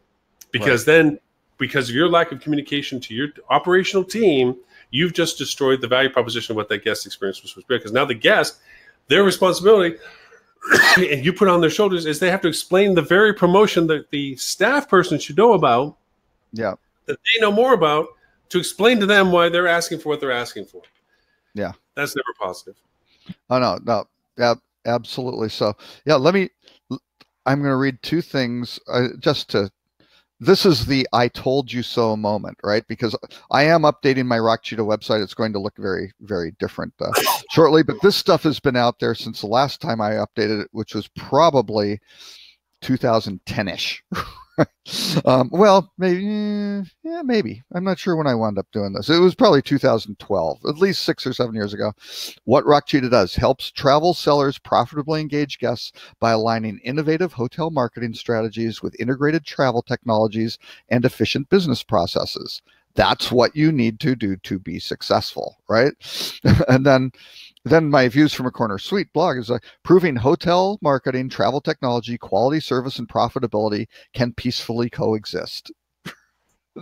I think those two things are pretty much the essence of the hospitality industry, and why I keep beating my head against the wall on a daily basis to try to make it work, right? Try to make the industry better, or help my clients make the industry better, right? So let's anyway.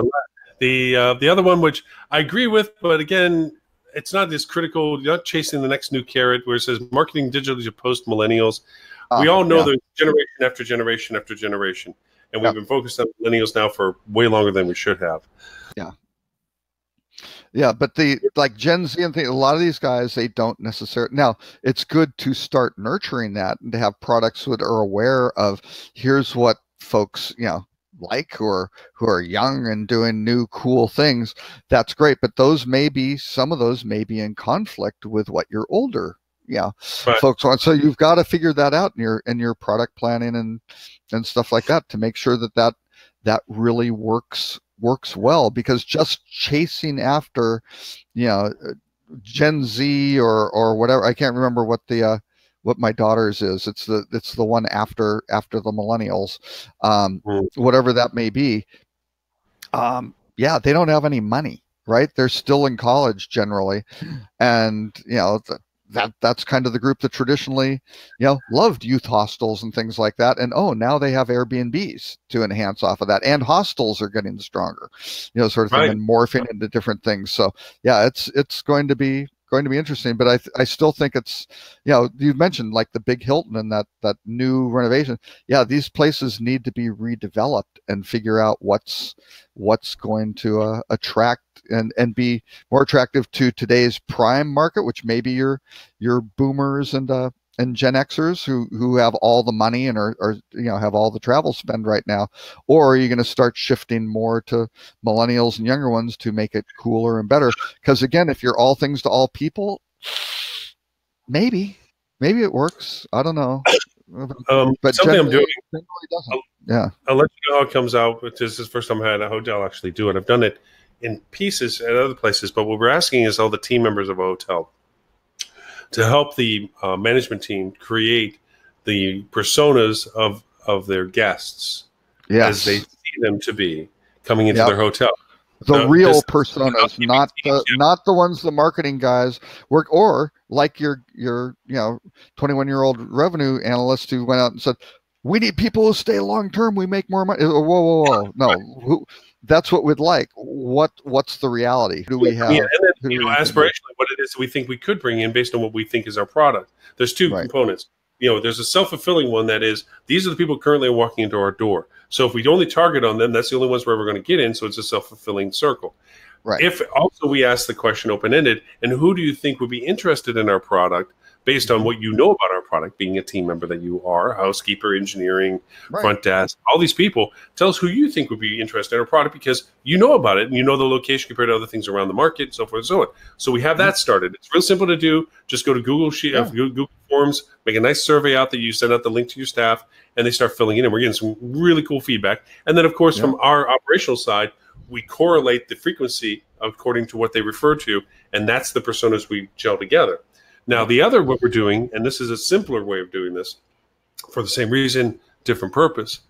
is we're asking them to word cloud what we think they think what guests have told them about their product. Okay, when they talk to them and so forth. Just clean, whatever. Good comments, and then we have another question: what are their bad comments? Narrow corridors, small bathrooms, whatever. Yep. We're clouding those. Narrow corridors is a tough one to fix. Yeah, well, to know it though, because there's two things to this: is that obviously sentiment is a huge value prop. We talk about consumer sentiment and so forth.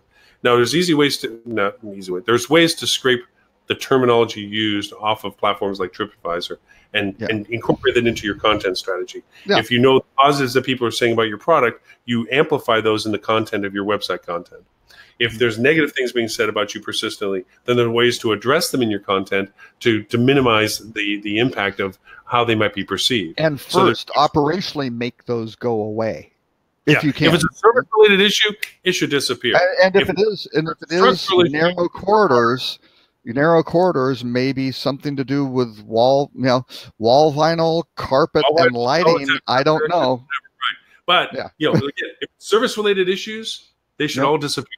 Okay. Right. If it's structural issues, a lot harder, like you said. You can do some things aesthetically, but at the end of the day, a small elevator is a small elevator. It's gonna be that way. That's right. Yeah. All right. So, but you could maybe make it more fun. I don't know.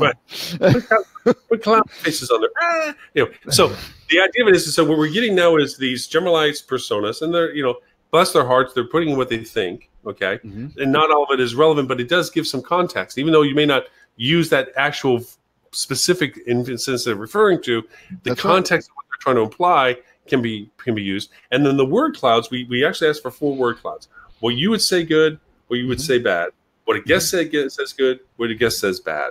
And then we did at the very end of it, it's like, and what are things that are around the hotel that you would refer to in a word cloud? Like, the Papa John's restaurant or 2 blocks from the water or whatever it is, put those in there too. Okay. They may have already put them in the comments themselves or whatever, but another one's just, and what about the hotel itself? And we're getting, management on the early stages of this are going, I didn't know they thought that.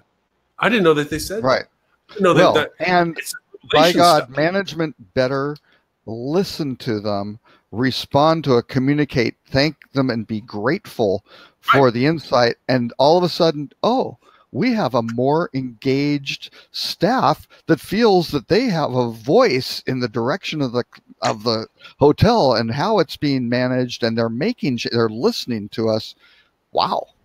That's a novel approach to this. I'm saying I'm going to tell this to Holly to possibly include this in her influencer program, which, bless her heart, she's kicking ass, her butt. She does her monthly training. For those who don't know, Holly Zoba, which is a dear friend of ours, works with us and is one of our co-hosts. Lauren, if she's not on the show, you know the rules. We only say bad things about Holly. Who will buy you a Tesla 3 if you listen to the show. She lets her dogs, if you follow her on Facebook, she lets her dogs drive her car. I believe she has 3 dogs. Or I don't know. I know about tearing up the couch. That's for sure. And exactly. It's not her pool. And if a dog does that, you can only blame the owner, I believe. That's obviously. So yeah. So anyway, what Holly has this influencer training program. She does it for ownerships and so forth to give her a great pitch. She comes in and she'll train your sales staff. It's one of the first innovative sales training platforms I've seen in market for years. So using all the techniques she has picked up from watching The Handmaid's Tale. She's really, really figured this out. You see, we're both on 2 different sides of the screen, right? There's good guy, bad guy, good guy, bad guy. But the things that she does in the sense of teaching people how to use things is from a sales perspective is very solid. I was one of her trainers for it, and it's really cool stuff to do. But what she's teaching is how to use these tools and techniques that are out there. And I think what she does now is she will come to your ownership group or what have you. You can do a full day session with her. But she is now, and has been since October, offering an online training session of 4 sessions once a week. I think it's on Tuesday or Wednesday, one of the dates. You can go to her site, influencer-sales.com. Needs to get the URL without the dash, Holly. Yeah, right. Well, when she gets more rich and famous, she'll probably buy it from somebody. So anyway, she does this session program. I think it's $400 I think it's around $400 to join this program, and it's an hour and a half session once a week for a month to go through this training. And I think she caps it at 20, so it keeps it good conversation, good dialogue, good homework, all that kind of stuff. Well, she sold out, I think, in December, and now sold out in January. And she's opened up a second session line in January. So girl's kicking butt. And I'm jealous in a way because the platform she's using, like Eventform and so forth and so on, is all the stuff I told her to go buy on AppSumo because I'm AppSumoholic.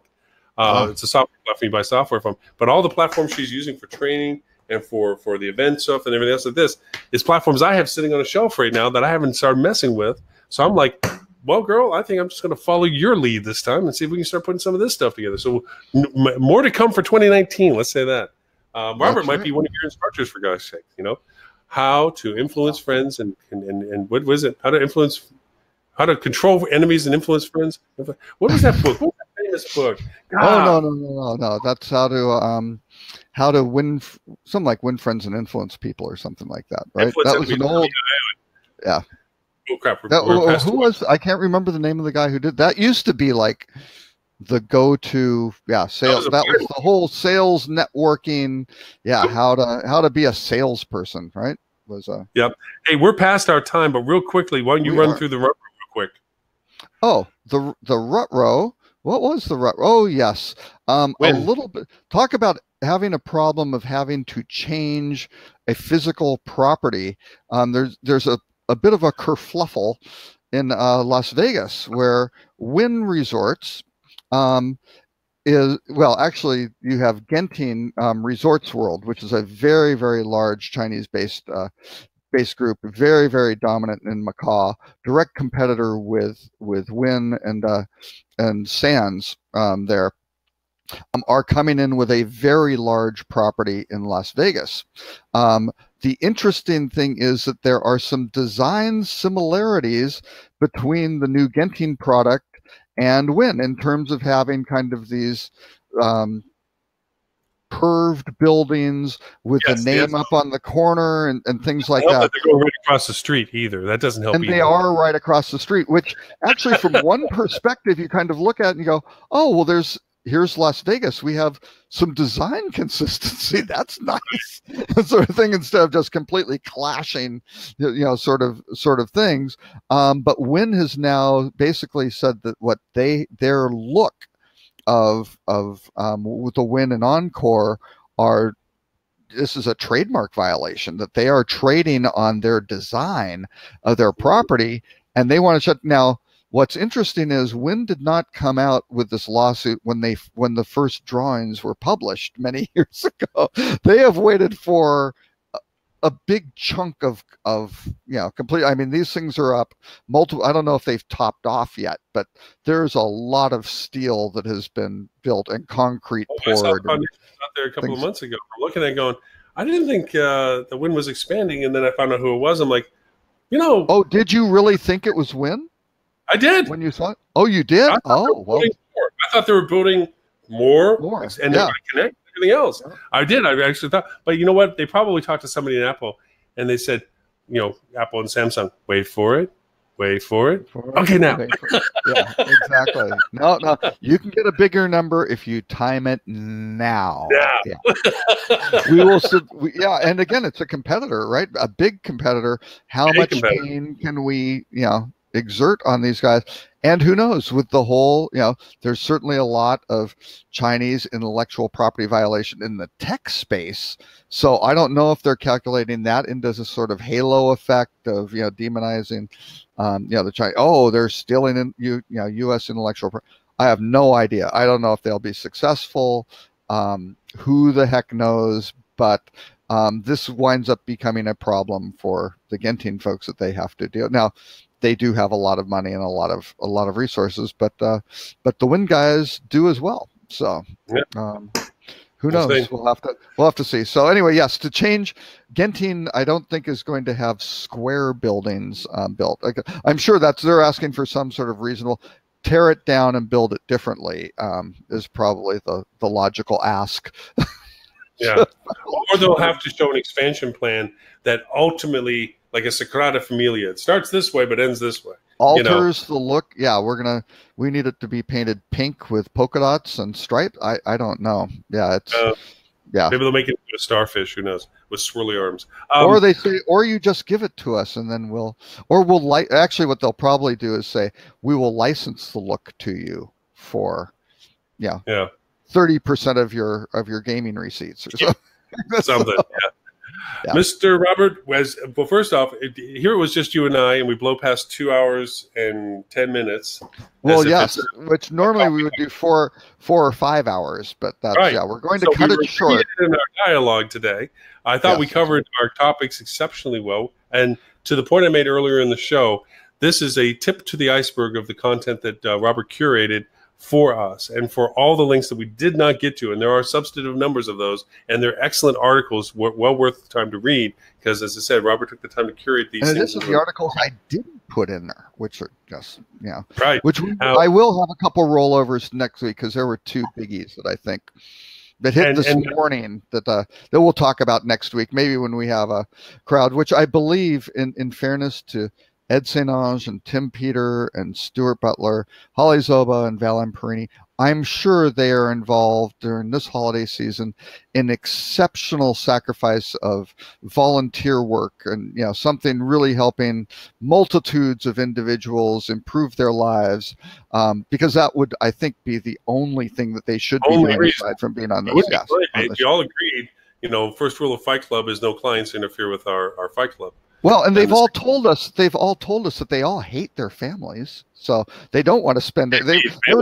Weren't they just telling us before the holidays they were really not wanting to spend the holidays with their families? They get out of the house is, I think, what they first said. Exactly. Anything to get away from these damn people, I think was. Now we also have the advantage of knowing that for everybody that is going to go to the Digital Marketing Strategy Conference, January 23rd in New York City at the Marriott Marquis, the day after the Adrian Awards on the 22nd, that they want to brush up and be fully fluent in what's currently available in the digital space or in the marketing space, whatever we want to refer to it, in hospitality. So it would behoove them to pay very close attention if they haven't already planned to play back this show, but to definitely show up for next week, because it's only a few more weeks and you're going to have to sound smart when you're in the conference, because you're walking around with some pretty smart people. And if you can't tell me who won the Patriots game versus Denver, then you're not a football fan. So if you can't tell me the intricate layers of scheme as it relates to hospitality and the 15 variations that were introduced just this past 2 weeks, then I really am not going to give you much credence as to knowing what you're talking about, right, Robert? Well, and I'm going to be doing a session on influencer sales and some interesting statistics on what to look out for, how to identify possibly good influencers versus evil influencers, what to include in your contracts, and how to measure the results. So, and hopefully we'll have a couple of folks helping me out with it as well. So to that end, let's add that into, if not next week, the week after, just before the show, the conference, because I'm dealing with new platforms that have come out into market just over the holidays that are influencer open markets. Yes. Go in, bring your influencers if you have them, or go in and find influencers if you don't, and how to go through and sort and filter and find and bid. I mean, now it's a bidding war with some of these guys. Yeah. What is your expectations, contract negotiations, cost values, expected rates of return based on audience participation? I mean, there's a whole new developing monetization thing going on right now. That isn't just that I know this blogger is a really cool blogger, and if we get him there and give him free food and a free room, he'll take some cute shots and send it to his audience. Those days are gone.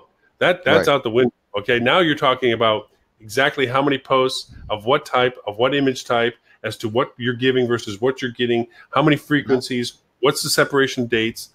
There's a whole mess of stuff. Oh, yeah. And whether you bid more than somebody else is bidding for the same person for the same time. Right. That's right. Yeah. And if it's a quality influencer, they may be, Jakarta or something, who knows, Singapore, Tanzania, somebody may be wanting these as a destination to go there versus you as an individual hotel for such and such. And it winds up getting, it's like some of these top photographers and things like that. These guys start bopping around the world and they've got to figure out their sequence of travel and their itinerary. And it may be, that's great. I can't fit it then. I can't be in Washington, D.C. for cherry blossom season. Give you a perfect example of it. There's some great New York influencers or people I want influencing that know the market or have the demographics in the market I want, that, they're not in the cold climates right now. They're all south. I can't get them to come up to New York in January and February. Talk to me in March and April. Lauren, maybe I can make it. You go down to Times Square, the guy who's the Elmo or the Buzz Light. I already talked to the dude. You can get those guys. There's Elmos down there. There's a good Elmo, and there's two really bad Elmos. I don't know which one it is. None of them are talking. There's a lot going on in that space. You got a good topic. I have a really good topic. Yeah. Looking forward to it. Plus, we're also, for those who don't know already, every year we cover it live. We do live broadcast outside of the conference itself. We try to bring people off the stage to debrief them on their presentations. Are we doing that this year? Yes, we are. I'll be there. I didn't camera in know. hand. Oh yeah, camera in hand. You have a spot. You have a spot mapped out.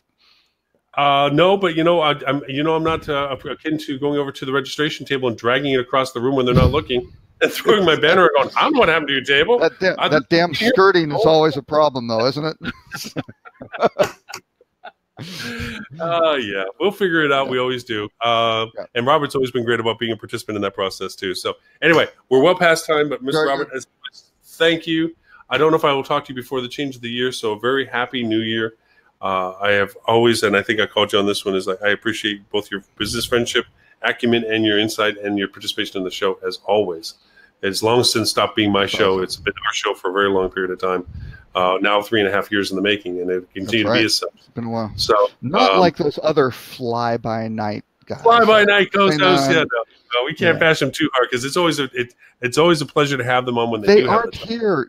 They aren't watching it 2 hours and 14 minutes. Oh yeah, right. You're right. By now they're not even listening. Say whatever we want. Oh yeah, those bums, those dead beats. Where are they? No. All right, exactly. Mr. Robert. If you want to know more about you and more about what Rock Cheetah does, where is it that people can go and find you, sir? Rockcheetah.com, which someday will have a new look and feel. I don't know. It might not be done by the holidays. I've wound up doing a whole bunch of new stuff. Right. Eating my own dog food. So do it yourself. Would you really learn the ins and outs of this stuff? Roll up the sleeves, baby. Oh yeah, or at Robert K. Cole on social media. Excellent. And for this show and all previous 176 shows to this, you can go to hospitalitydigitalmarketing.com/live. Look for episode number 177, which is what this one is. It's associated with the date December 28th. And then you'll see all of the previous episodes for this year and links to the archives of the years past. Once we get through with this show, and after the next show, first of next year, well, not the first of next year, but the first show of next year, all of the shows that we have listed will go into the 2018 archive, and we will start with a clean slate for 2019. So if you look right now at the hospitalitydigitalmarketing.com/live, you'll see all the shows starting from January all through to this one. Starting next week when we do the finish next week's show, all of these shows will go into a separate page, which will be listed as Archive 2018. That being said, there's an Archive 2017, Archive 2016, Archive 2015. We go back that far. So, and have you done this for SEO purposes? Is that the major? No, I'm just. Well, it just gets, you know what it is? It gets a little long in the tooth if you're scrolling, too far down to go through the shows.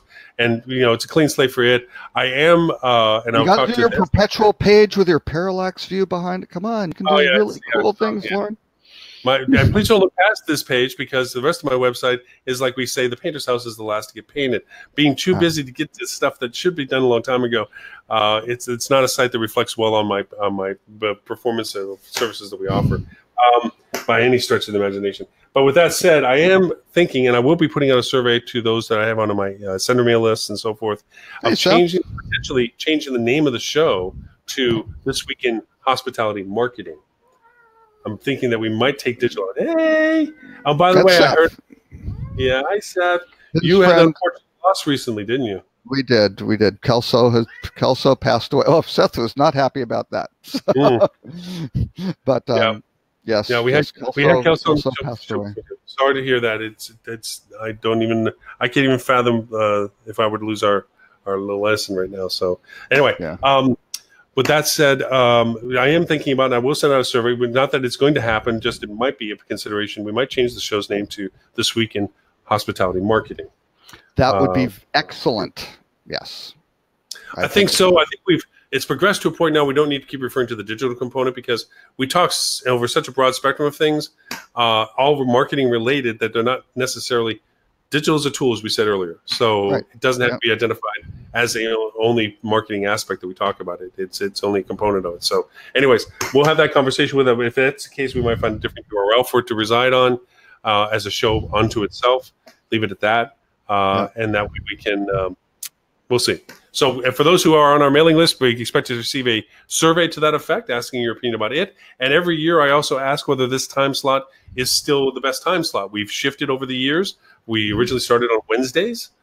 We shifted that to different time on Wednesdays. Then we shifted to a different time on Friday. And we've settled in this one now for the past 2 years, I think it's been, that we've been doing the 11:30 Eastern, 10:30 Central. So it's been a while at this time slot. If you're familiar and useful and comfortable with this time slot, great. We know a lot of people listen to us on the recorded version of this, several thousand people actually. So we know that maybe this time slot isn't the best. If we changed it, we're going to ask for suggestions as what might be another alternative time that would be more pleasant. If there's one better by consensus, we'll change it to that time. So lots of questions in the survey to come out. Not too much time to take it. Really quick questions. So with that, a very happy New Year to all those that are listening to this live.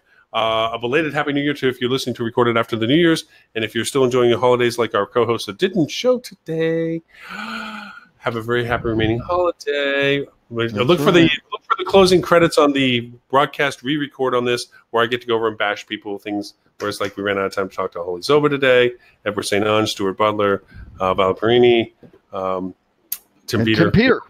Yep. Yeah. All no shows. Anyways, Mr. Robert, as always, thank you so very much for your time. Pleasant Happy New Year. Very good. And talk to you next year. See you next week.